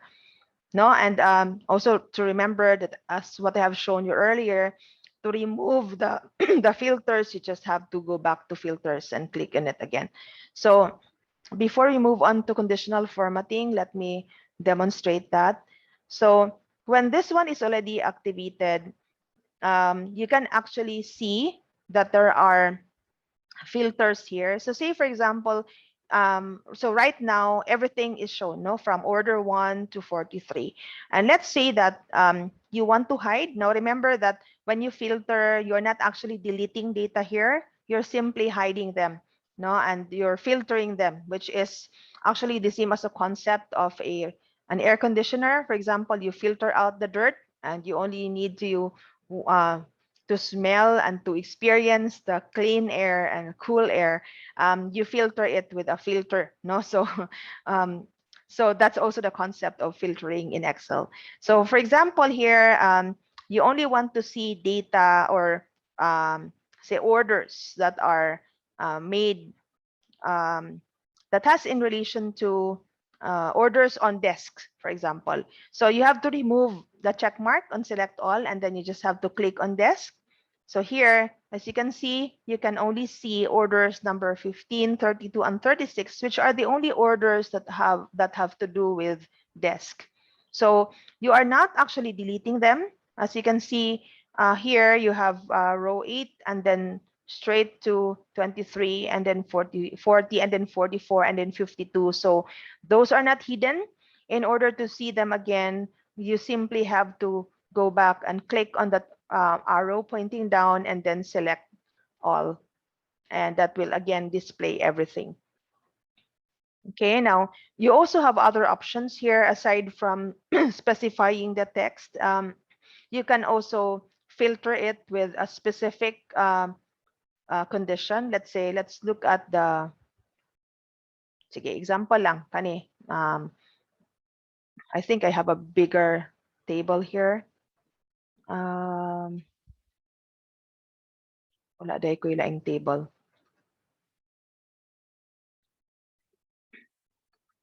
Oh, this one.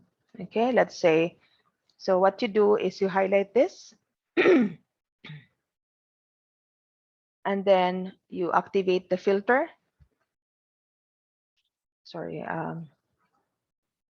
you need to highlight everything so that it will be included whenever you sort them out. So you now have the arrow. And so if you only want to see those from Great Britain, for example, then you just put a check mark on Great Britain, and then only those that are from Great Britain will be displayed there. No, so, and if you want to also use the other options, you have here text filters. You have equals, which is already the same as your option here because it's exactly the same. You have here does not equal. Say if you want to display everything that does not equal to something, let's say, let's talk about age. No, so you want to display you want to display all values that does not equal to 31. So when you click OK, all age or all data that has to do with those customers with an age of 31 will be hidden. No, so it's actually the same as selecting everything, but you remove the check mark on 31. Okay, so pare-hariapon check result. So you exclude the 31. Now, the only beauty here is that you can control it further by specifying, say, for example, greater than or less than or equal to. So say you only want to see data of customers with the age of more than 40. So you can use this condition. So greater than 40, no? So just click that one, and then so you know how you can see that there are only 4 customers that have age that are greater than 40. No, and you have clear filter from age to display it back again, and then you have here between. So for example, is greater than or equal to and less than or equal to. So for example, you only want to show the data of customers within the range 20 to 30. So as you can see here, you only have customers with the age 25 to 28. Okay. And then you have here top 10.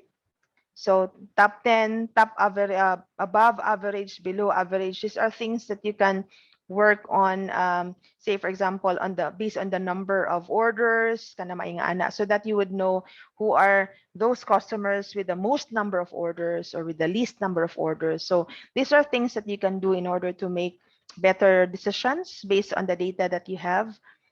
And yeah, and then you can just clear everything afterwards so that everything will be displayed back again. And of course, you can also organize your data so that it will be sorted from A to Z or from Z to A.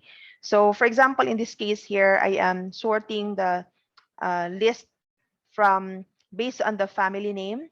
But say you want to sort them according to country first, and then based on the country you want to sort them according to their family names. Then you have to remember the rule that I specified earlier.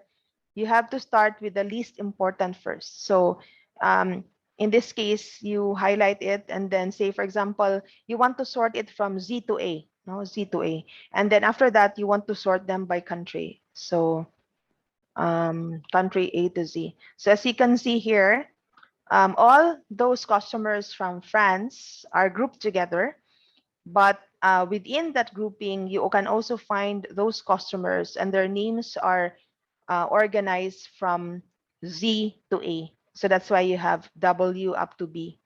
No, and of course this this includes duplicate orders. So that's why you have 2 Francesca names here, 2 Francesca entries. So again, for Great Britain, and as if you have noticed, the countries are also organized or sorted from A to Z. No, so United States being the last and France at the top of the list. But then again, because we have sorted them out based on last names first and then based on country, it is organized and sorted based on country clusters. So those coming from United States, their names are also sorted from A to Z. Okay. So if you want to group all countries, say for example, let's remove the option here. Okay, so let's say that you want to group all the gender from A to Z. So you have here all females and then all males. No, so it's now sorted out. And if you want to group them according to country, then you can also do that. So here. No, so actually it's very easy, and it's just a matter of knowing what to sort first. And again, and again, as what I have said earlier, you group them based on priority. The most important is that you remember that ang pinaka-last is the pinaka-last nga imuhang isort is the most important. Okay, so sort the most important column last. Okay, so would you like to try that out first? I'll give you, say, 2 minutes.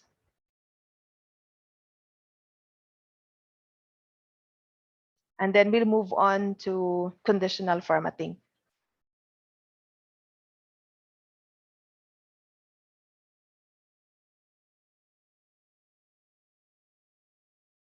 So it's okay, even if you're not able to complete the activity immediately after this training is completed, you may submit your files anytime today. Sakto, Fredly?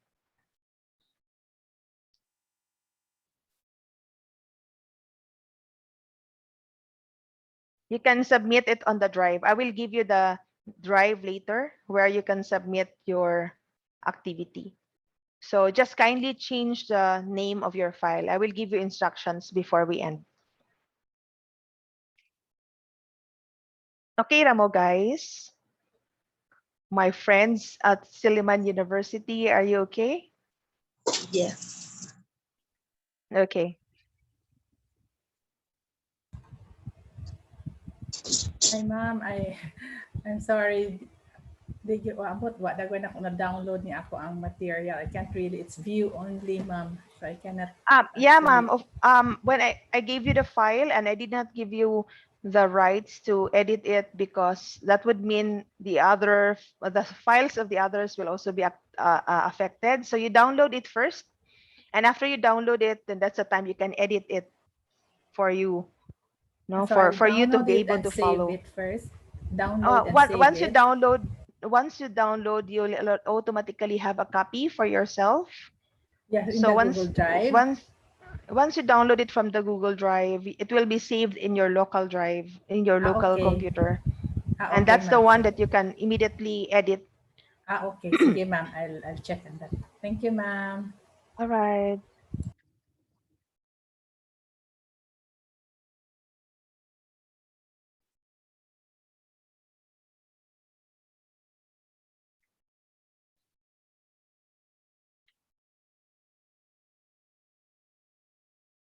Okay.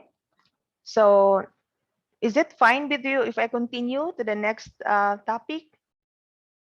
Because the others are already saying that they will work on their activities after this training na.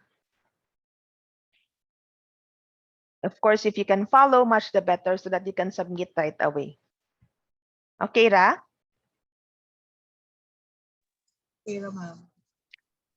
Okay, thank you. How about the others?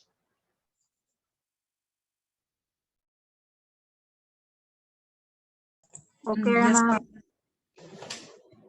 Okay. Okay, ma'am. All right. Sige. So let's continue.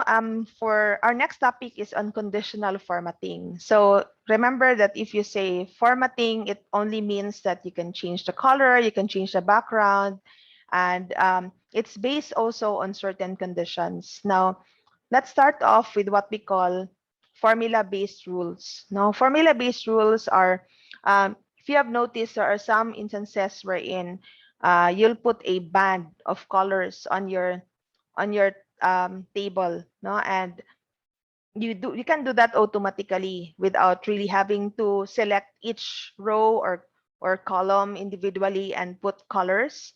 All you have to do is to use a conditional formatting. So conditional formatting is found under the home ribbon, and then you have formatting, and then you have new rule to specify the rule. So let me first discuss this in this particular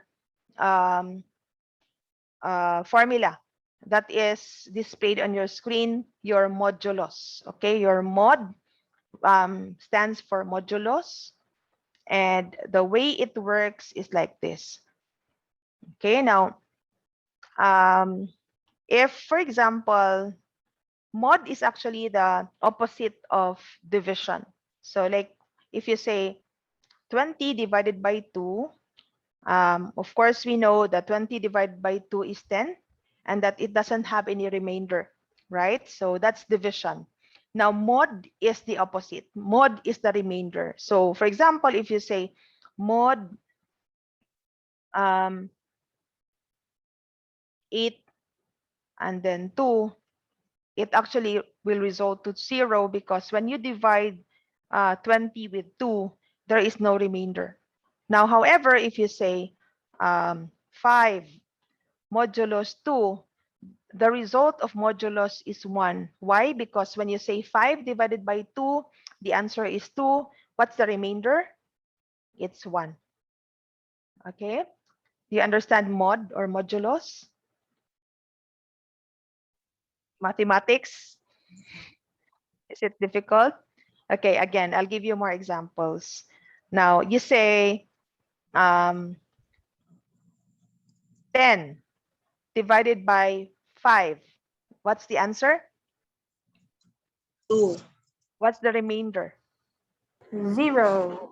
0. So that's also the answer. So 10 modulus 5, that's 0, because there is no remainder. Okay, now if you say 10 modulus 4, what do you think is the answer? 2. 2, correct. Because when you divide 10 by 4, you'll have 2, remainder 2. No, so that's the remainder. So modulus is the remainder. So if you say, for example, 3 modulus 4, because the number 3 is smaller than the divisor, the answer is still 3. So mod D7, D8, that's 3. Now, kuhanin nyo guys. So if it is 8 modulus 10, it's still 8. Okay? 10 modulus 10 is 0. So we're talking about the remainder here. Now, so what is the essence of using modulus in formula or in formula-based rules? Now here we're using mod to determine whether the row number is odd or even. And based on that, we're going to apply a certain format. So row number actually is this one, yang i-extract. No? So for example, here you say row number of this D8 is actually 8, because D8, which is this one, is in row number 8. So that's row. Kuha ninyo ang row.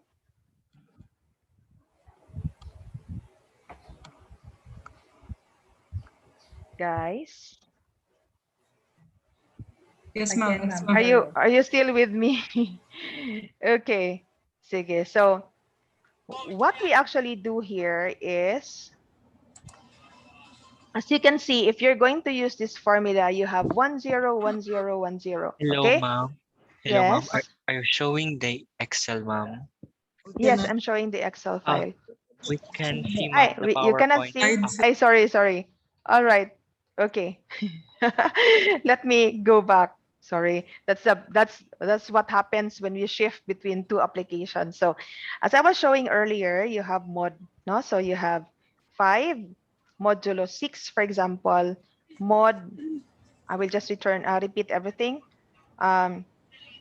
If you have mod that is smaller, if the divisor is bigger than the number, then it will return the smaller number, which is 5, no modulos.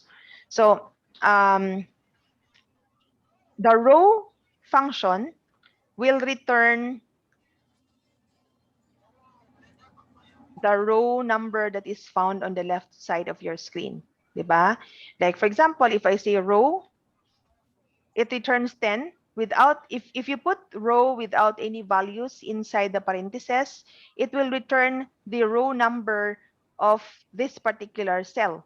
So we're typing this one in row 10, so that's why it displays 10. So it simply extracts this number on the left side. Kuha ninyo? So if you say, so as you can see here, if I'm going to drag this, you have 10, 11, 12, 13, 14, 15. So it merely echoes these numbers on the left side, the row number. So that's row. Now, so how we use it in mod is that we're going to use row. We're getting this value for the row number, and we want to find out whether it is odd or even. So 10 is even, 11 is odd, 10 is even, 13 is odd. No, so if you use 2, that means to say that 0 means it is even, odd, even, odd, even, odd, even, odd. Now, so we're using this in the conditional formatting. So that's found under home, conditional formatting, new rule. So you have here home, you have here conditional formatting, no? And then you have new rule. So actually there are many rules that you can apply here, but let me first start with the new rule here. You have use a formula to determine which cells to format. No, and then you can just type this one in. So you can type in mod row 2. And then, so that means to say you're checking whether this particular row is odd or even. If it is even, you're going to specify or use this particular format. So let's say you want to use a color of blue for your text. You want to make it bold, and let's say that you're going to fill it up. No, you're going to, let's use color of black. Let's just say that you're going to fill up your cell. So as you can see here,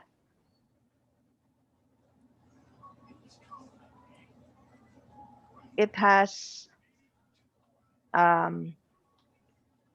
changed the color. Akong usbon ha ang explanation. So as you can see here, I'll show you the slide. The way it's done is, can you take a picture of this so that it will be easier for you later once we change to the sheet? You're going to go to the conditional formatting option under home, and you're going to select the new formatting rule, and you're going to choose use a formula to determine which cells to format, and type in this value. So the formula that we typed in earlier. So then you're going to click the format. You're going to select the button, and you're going to change the fill tab and specify the color that you want for the shading of the background. And then click OK to return to the new formatting rule dialog box. And then you will also see the color in the preview box. So earlier when we did it, there was, okay, you simply have to highlight this, okay, and then you simply have to go to conditional formatting. So what we're doing here is we want to change the background of your sheet, and we want to change the color, putting bands, whether depending on whether that particular row is an odd or an even row. And then we're going to change and put colors on it. You're going to put bands. So new rule, And then you choose use a formula to determine which cells to format. And then we type in that formula earlier, modulus, row. We extract the row number. We determine if it is an even number or an odd number. We change the format under fill. Let's say light green. And then we click OK, and then another OK. And as you can see, you have these bands of colors. So what actually happens here is that it checks that formula. That formula either returns either true or false. Now, so if it is true, that means to say it meets that particular criteria in your conditional formatting. And if it meets that particular criteria, it will use that that color that you have specified. So mauni siya. No, it will use that color that you have specified, which is the blue fill color. The blue fill color, this one.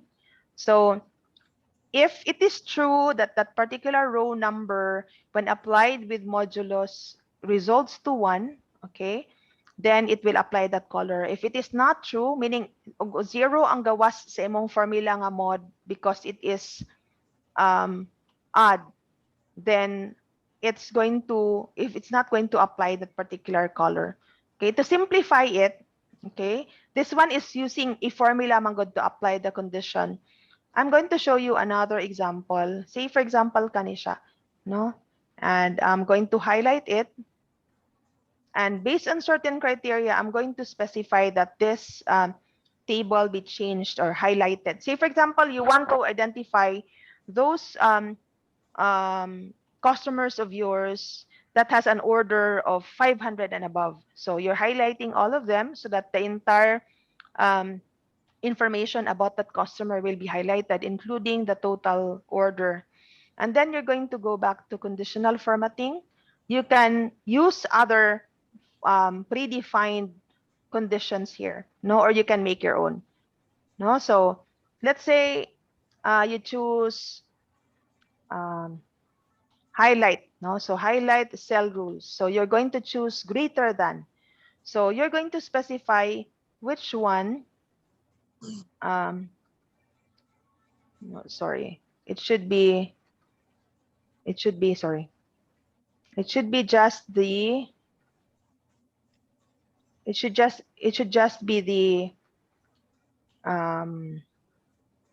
It should just be the value. Asa na to?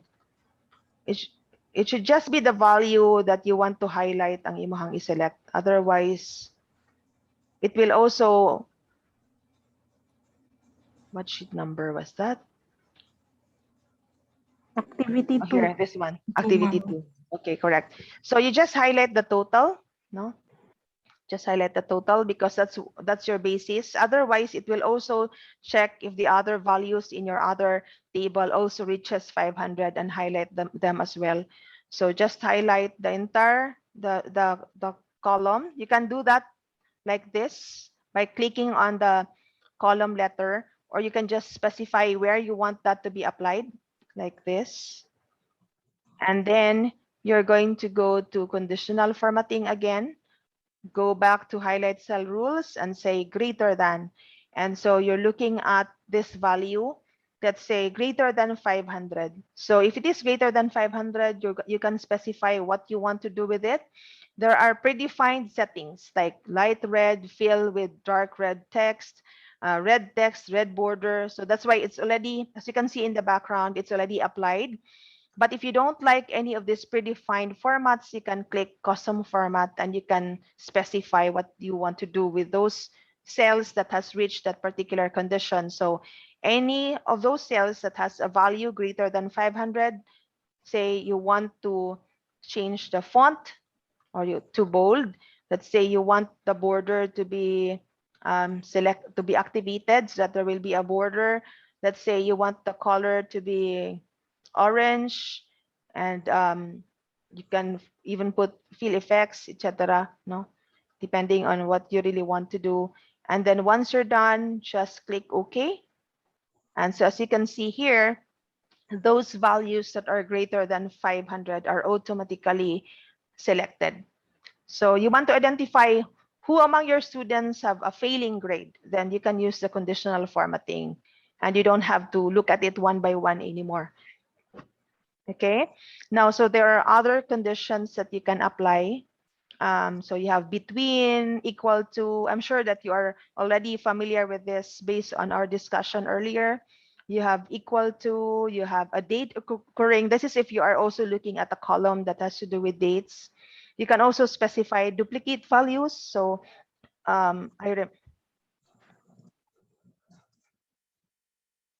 what was that? I think someone is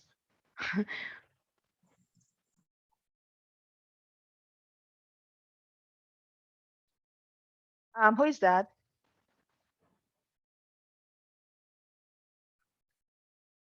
Is-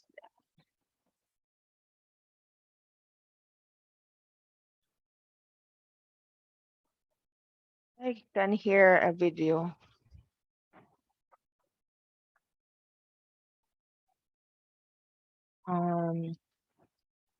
Okay, I realized it was my video that was playing. I thought it was yours.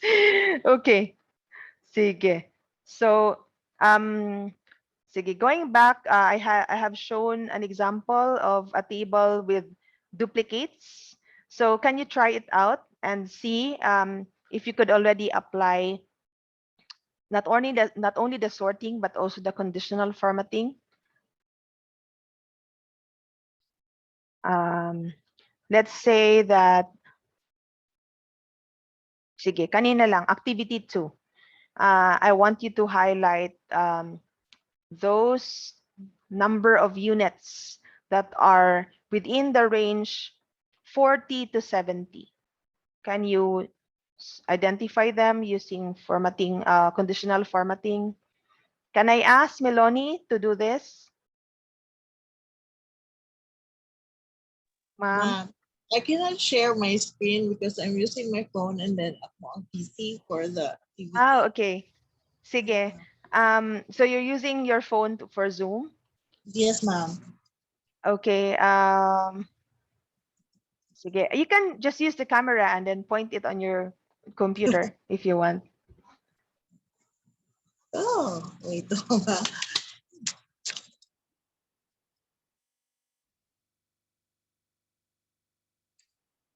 And then maybe I can ask Ma'am Emily to also demonstrate the filter option.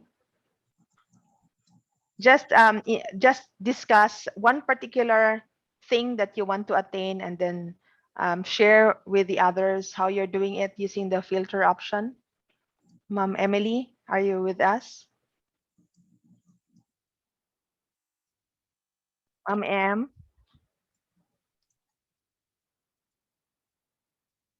Any volunteer for the filter aside from those who are very active?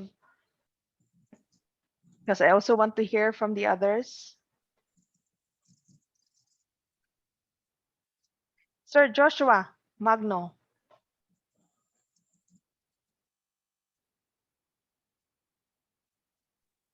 Hello po. Hi, sir. Good morning. Good morning. Are you following our discussion? Yes, I am. Sige, sir. Can you share later the filter option while Ma'am Maloney here is still figuring out how she could share her conditional formatting discussion? Okay, wait. The same goes. I'm using my phone, so let me try.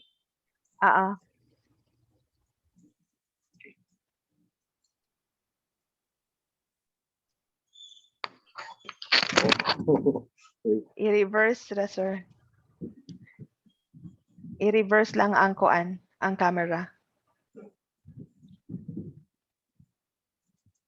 I'm not sure how. Sige, ipatubang na lang imong phone, sir, sa screen. Okay. That's it. We can see it. Yes, using the units, conditional highlights is go to between. Ay kuan, sir. Kanang filter imo, sir. Maka-share screen, ma'am. Dili siya ka share screen because Share screen. he's using his phone for the Zoom. Okay. Oo. Usa to ako, ma'am. Ang imuha is filter.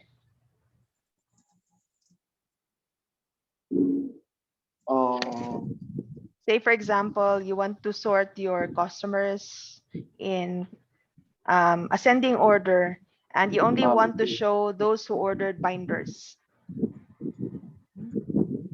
Filter ra, sir, filter. Kanang, yeah, that one. So only,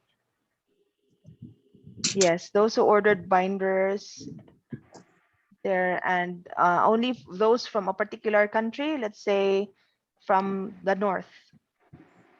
Okay. Okay. Sige, thank you so much. Are the others able to follow that demonstration of Sir John? Yes, ma'am. Sir Joshua, sorry. Okay, thank you. Okay na ka, Ma'am Milani? Ma'am, I think clear lang, ma'am. Maklaro lang, ma'am. Yes. Can you spotlight it, Fredly? Okay.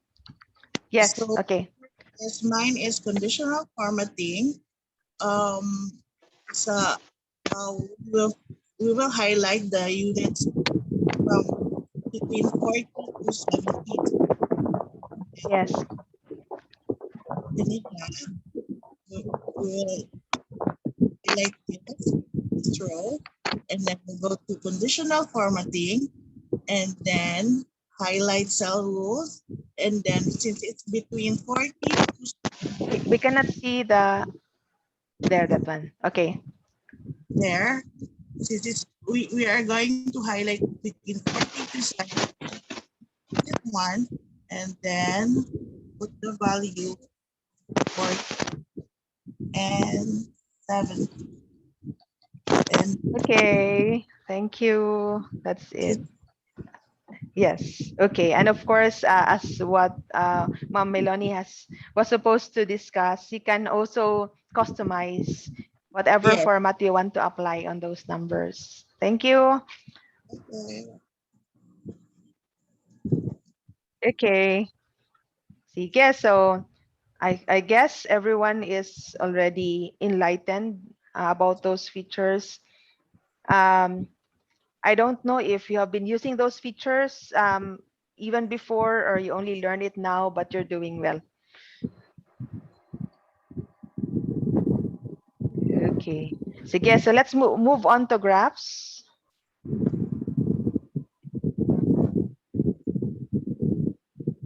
Okay, let's move on to graphs. So there are many graphs that you can use in Excel, and it is one of the essence why we use Excel, because we want to automatically project the results of the data that you have gathered or analyzed or filtered in graphical format, because sometimes it's much easier for the audience or for anyone to understand the data if it is in graphical form rather than if it is displayed on your screen in numerical format.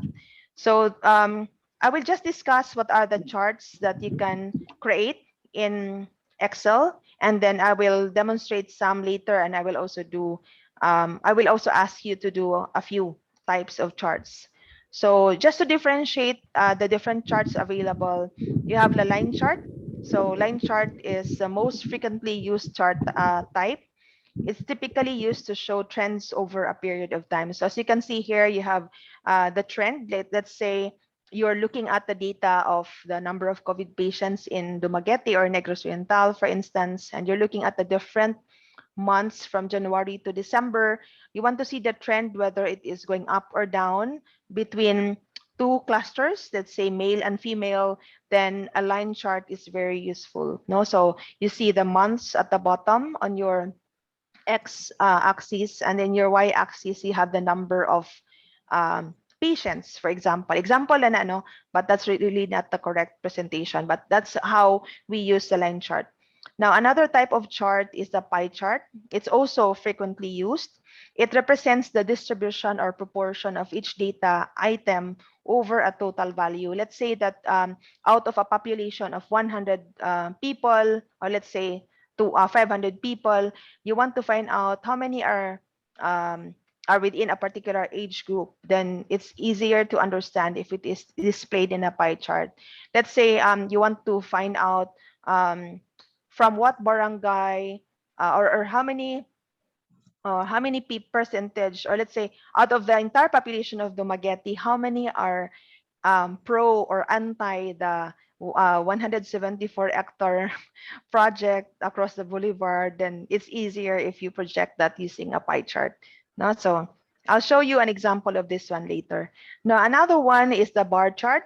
So the bar chart is used to compare several categories of data. Let's say that you have here products A, B, and C, and you want to show which one is the most saleable, then a bar chart is very appropriate. So as you can see here, you have the percentage. Let's say that you have 5 types of COVID vaccine, and you want to compare the efficacy of the different vaccinations, then this is the easiest way to show it. So of course, the longest line shows the most highest efficiency.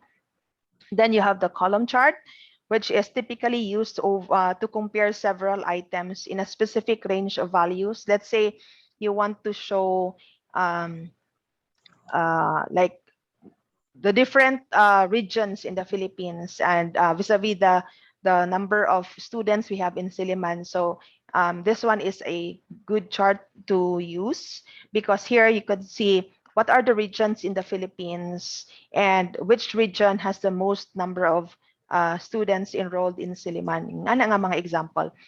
And then you have the clustered column. Say you have each barangay. You have an example of a chart showing all the barangays in Dumaguete, and then you want to show which one are females and males, and you want to distinguish or exhibit who are already vaccinated and not vaccinated. So this one is an example of a representation of 4 different clusters within one particular group. So say, assuming that each group or each column here represents who are belonging to different departments, kinsay pinakadaghan ingon ana, no? And you have here the different colors representing the different year, no? Ingana. So you have also stacked column chart. This allows you to compare items in a specific range of values, as well as show the relationship of the individual sub items within the whole. So as you can see here, you can see that the revenue in thousands is highest in 2015, but at the same time, you will also be able to see based on the color that in each for each particular year, like in 2015, the least number of contribution is from, or amount of contribution is from Asia Pacific. Second to that is EMEA, and then the last one is the Americas. So even though they are stacked together or summed up together, you can still see how each of these 3 groups here are contributing to that factor. Another one is the area chart, which is ideal for clearly illustrating the magnitude of change between 2 or more data points. So you have here high and low, and then you have the amount on the left side or on the y-axis.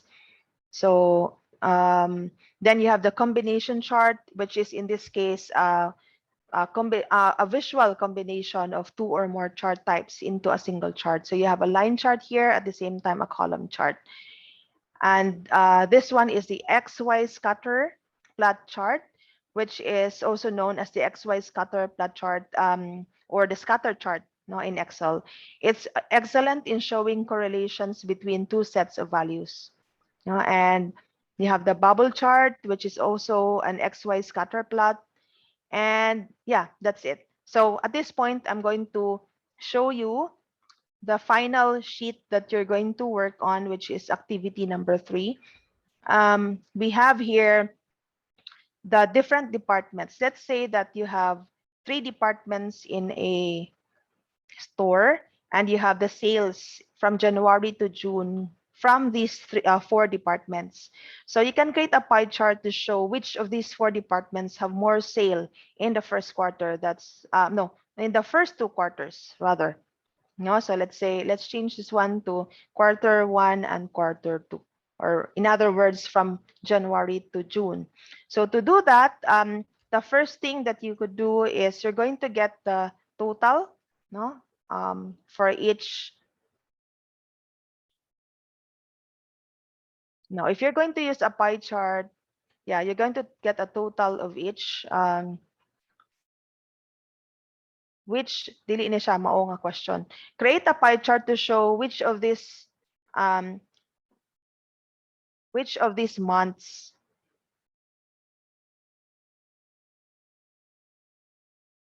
from January to June have the most sale. Okay, kindly change your sheet because this is what you will work on later. So I have added each column, each a month or sale, because we want to find out which one has the highest sale. Now, so create a pie chart to show which months from January to June have the most sale. Okay, so what you do is you get the total, and then you can highlight this one now. And then what you could do is you could I'll just minimize my Zoom tools, and then you just have to select insert. And then you have here charts. You can choose the chart that you want to create. So you have here a pie chart. And then you can insert. So as you can see, I think all 6 have more or less the same values. Let's say we're going to make this one smaller so that it will be clear, no? So as you can see, let's say kani kuno high is 20 ra. No, gamay kay siyang value. So as you can see here, as you change the value of a particular month, it also changes the chart. So it becomes, this one makes it smaller. Now, but you can further, after that, so since you have highlighted, and when you insert your chart, automatically you have 6 divisions representing January to June. But at this particular point, it's not yet very clear what is 1 to 6 and what are the values of each part of this pie. So you can just format the data series.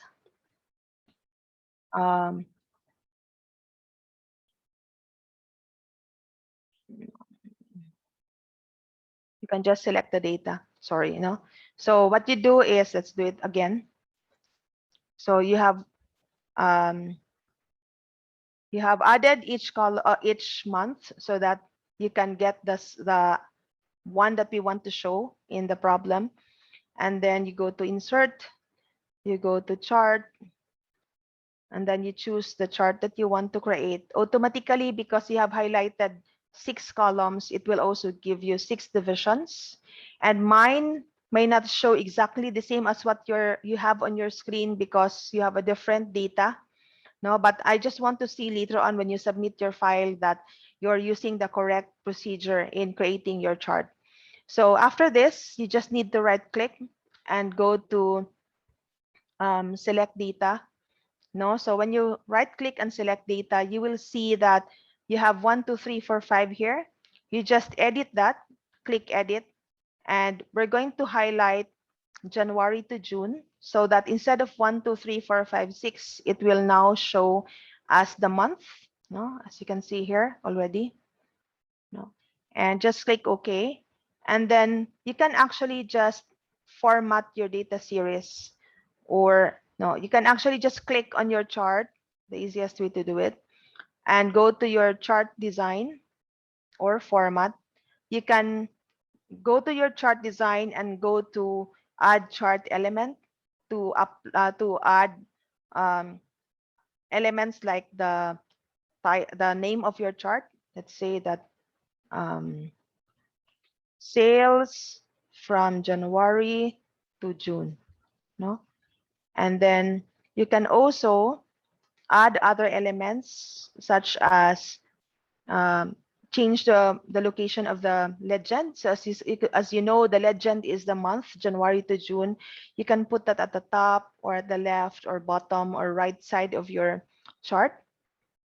You can also add data labels. So the data labels are the values. As you can see, these values coincides with the sum of each month. So as you can see here, if you look at this closely, blue, which is January, is a total of 873,547. This is on my screen because I changed the closing to 100 just to show that they are of different size or amounts, different sizes sa pie. It's 873. So as you can see here, it's 873. And then February is the red one. It's a total of 1,395,454. That's also a total of this value here. So that means to say any changes that you do to this table will also affect your chart. So if I'm going to change this one to 100,000, for instance, that will affect the total to 781. As you can see here, it's also 781. And if in relation to the entire pie, it makes the January sales a lot smaller, then that can also make, that will also affect the size of that pie in your chart. Okay, now instead of, for example, instead of the values, say you want to change that into percentage, you can also do that. You can go to data labels and then select more data label options. By default, you have value. You can change that to, or you can add value and then put in percentage. So as you can see here, you're now showing the value as well as the percentage. If you remove the value, then that will also only be the percentage that will be shown. Okay, so are you okay? Are you still able to follow? Should I repeat it? Hello, friends in Silliman. Yes. Yes, Okay, ma'am. Ramo? We're Na-follow following. ra? Yes, ma'am. Okay. Sige. So actually, it's very easy because the moment you click on your chart, it displays two additional ribbons at the top. You have the chart design and the format, which are not normally there if you just type in formula or whatever text. No, but if you, the moment you click on your chart, it displays chart design and format. And this not only allows you to add the elements, the chart title, the data labels, but also allow you to change the color if you have to. Now, in ana, no, either same color of different hues or the different colors you'd all throughout. You can also add other effects like mga ing-aning effects, no? Make it more 3D or embossed or you know, other things, no? With the colors, background colors, etc. And you can just put that as part of your sheet, you know, and you can just insert more rows and put that there, or even make it smaller. No, make it smaller. So just click on the entire chart and then make it smaller and then drag it. When you drag it, make sure that you're clicking on the outer outer borders and then drag it like so. And yes, okay. So that's how you do it. So click again, go to chart design, add the element, go to data label, change the option, more data label options.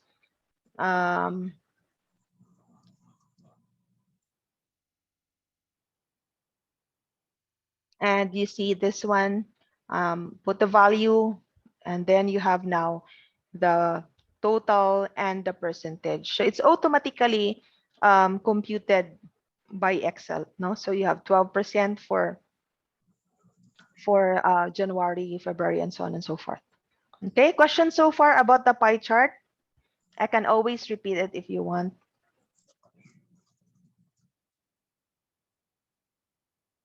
Again, so that we could avoid confusion, kindly change the instruction. Type in, create a value, create a pie chart to show which months from January to June have the most sale. So, katong kaganina magod murag, there, dili siya klaro ang instruction with response to the, or in relation to the chart that we want to create, which is pie chart. Okay. Are you all good? Or hilom kayo mo because you are so engrossed in making your in making your charts. Hi, Ma'am Jan. Yes, ma'am. Yeah, ma'am, I'm just confused. I'm trying to follow lang because I do the changing of the legend from like for the months individually before. So how did you do it again? Can you please repeat it when you change the 1 to 6? Ma'am, just go to select data. This one. Diba, this is 1, 2, 3, 4, 5, 6. You just change edit.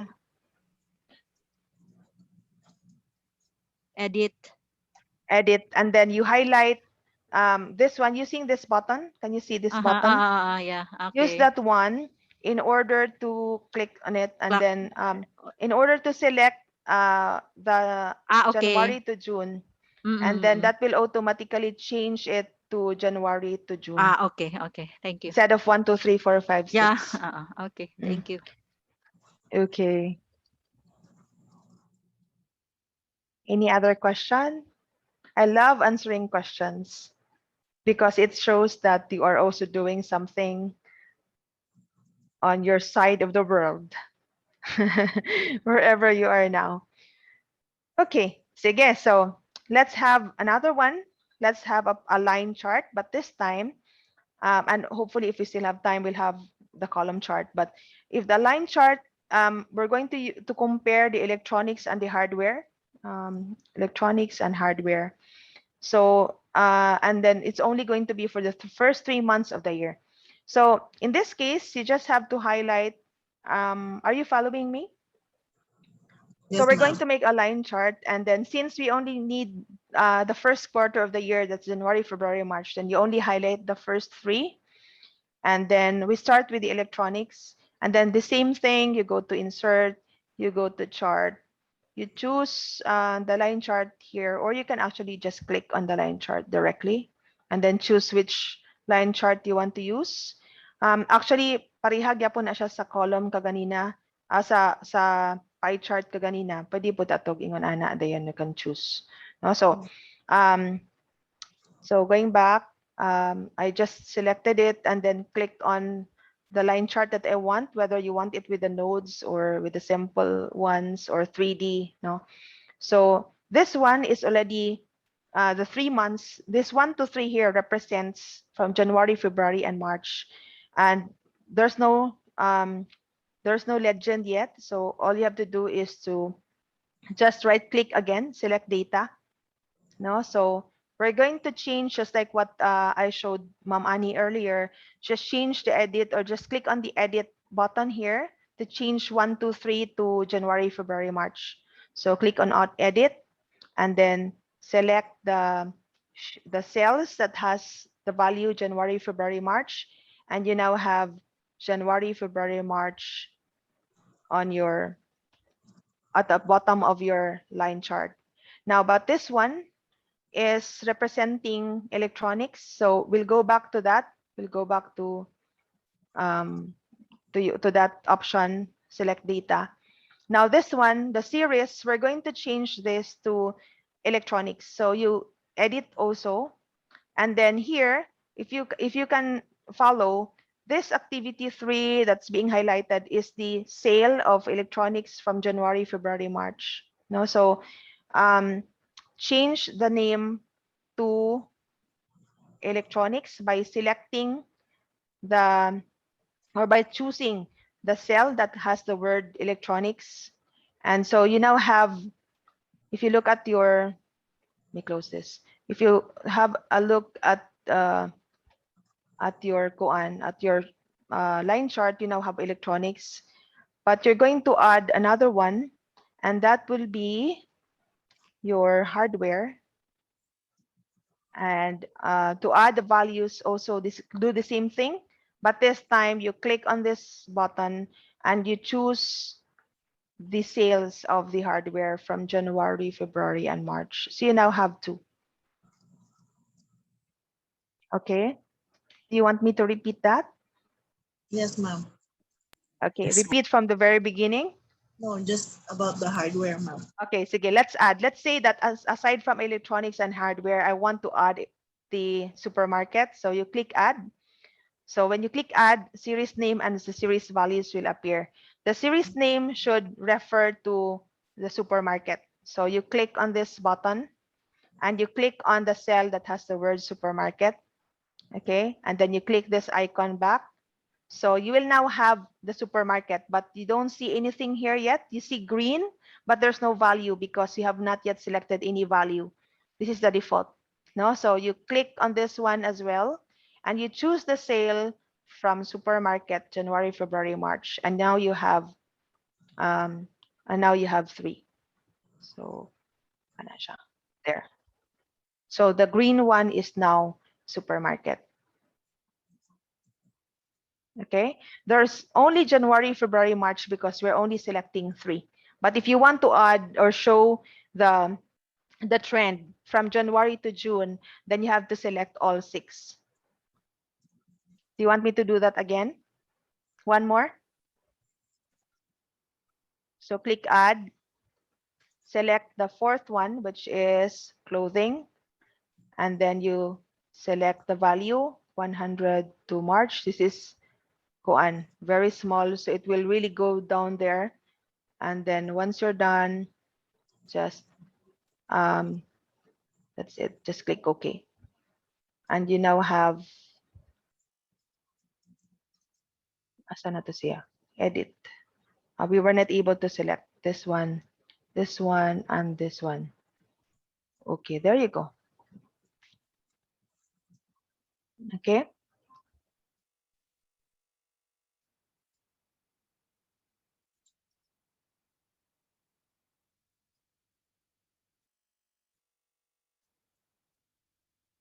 Nakuha ra?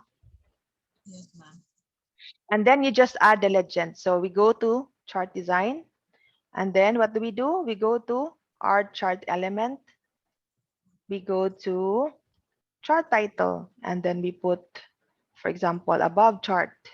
So this is the comparative analysis of the 4 departments for the first quarter. So comparative analysis of 4 departments in the first quarter.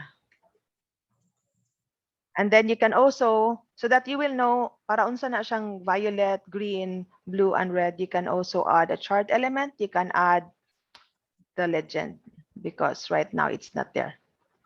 Okay, so you now have blue electronics, red is hardware, green is supermarket, and purple is clothing.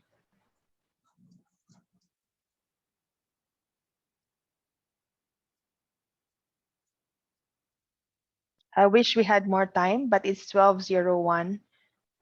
Do you have any question? Do you want me to repeat that one more time? I don't mind. Nakuha ra sa uban. Anyway, I believe that as what was mentioned earlier, this one is recorded. So you can always go back to this recording and review what I have discussed. And hopefully you'll be able to use this in your research and in other teaching purposes. Any question?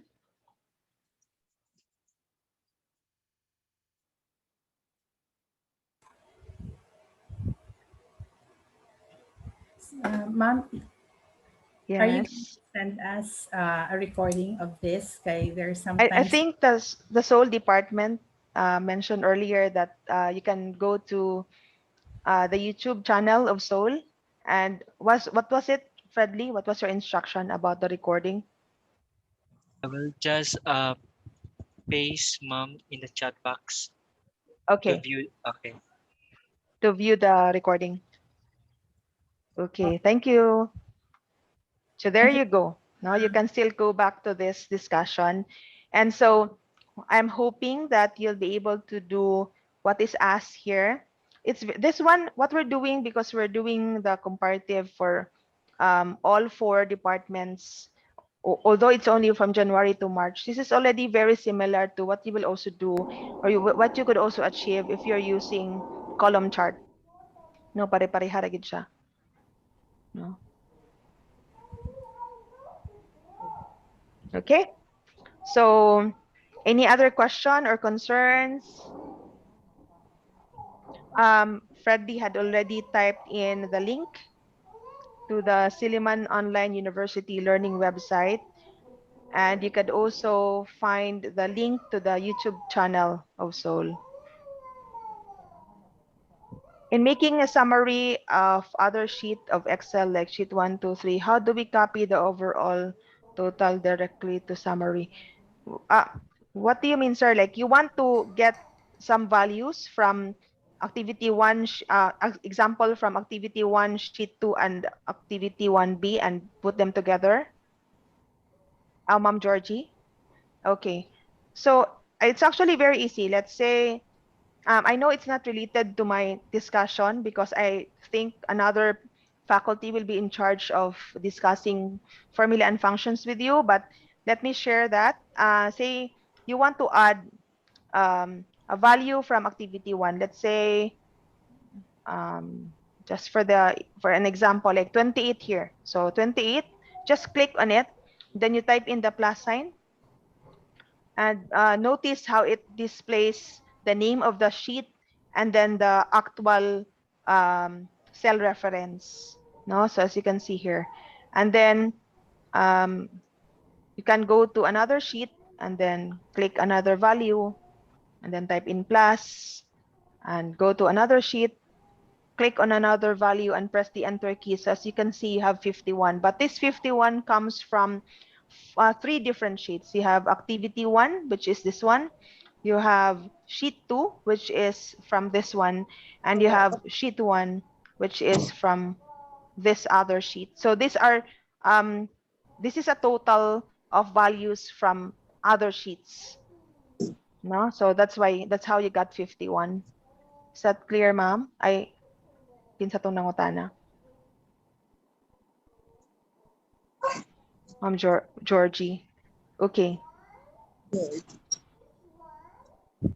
But of course, you have to be very careful, because when you delete data, when you delete a particular sheet, no, so as you can see here, when you right click on sheet 3, when you delete, there is a warning that it will be permanently deleted. So if you are referring to any of the values that are found on that sheet in your formula, then that might also be a cause for error or issues, wrong data in later on. So when you click delete, there's no undoing it. There's no way you can press Control Z to get that back. And then also notice that if you have one sheet that is empty and then you delete it on Excel, it will automatically be deleted without warning. So that's the risk involved in getting values from other sheets, but it's not like it's not being done. You can also protect your sheet. No, so you have protect sheet so that you can put a password so that nothing can happen, nothing can be altered or deleted on that particular sheet without your consent. Okay, so any other question? Because it's already 12:07. I'm afraid that I will have to end my presentation. Thank you so much. There's a chat from the Soul department. You need to fill out the post-webinar survey, and the link is found on the chat box. And that will be the basis as well in giving you your certificate of attendance and participation, which reminds me, kindly upload your completed activity Excel sheet in this particular link. I will also paste it in the chat box. Kindly upload. So once you are done with your activities, whatever we have done here, and it doesn't mean that you have to do it and complete it now. You can always go back to the recording and then try it, because I really want you to learn and use this in your future endeavors. So once you are done, kindly change the name of your file. You can change the name of your file to, say, for example, graphs and tables using MXL, then butangirag family name nimo to differentiate it from the other submissions, and then kindly upload it on this link. Now, this is a Google Drive where you can upload your file. Okay, so so that I will also be able to see which part of the activity you have completed or which part you are having a problem with. Okay, so again, thank you so much for your active participation. I hope that I kept you awake for the past 3 hours. Thank you. Fredly, are you going to end? I think photo opportunity, ma'am. Okay, so kindly switch on your videos, and ikaw na lang, Fred, ha? Okay, sige ma'am. Kaya dili niya ko concentrate sa akong smile. Okay. Sige. Okay. You may turn Kindly switch on your video. videos so that we can have a photo op. Okay. Ma'am Fed. Ma'am Jeriel, Ma'am Grace. Ara ba ni raffle si Fred Liron for a chance to win a brand new laptop? Start na ma'am. Okay. Okay, sige. Smile. 1, 2, 3. Okay. Okay, thank you so much. Thank you. Thank you, Please ma'am. don't forget to fill up the survey. Salamat. Until next time. Thank you very much, ma'am. Thank you, Pod. Bye.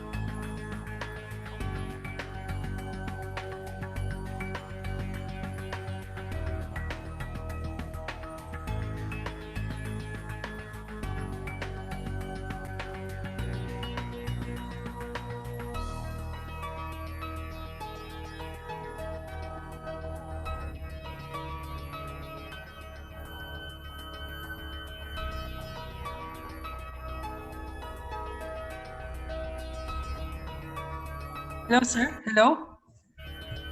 Sir Freddy? Yes. Sir, pwede mo ngayon itong upload link, sir? Okay, ma'am. Sige, ma'am. Okay, chat lang, sir.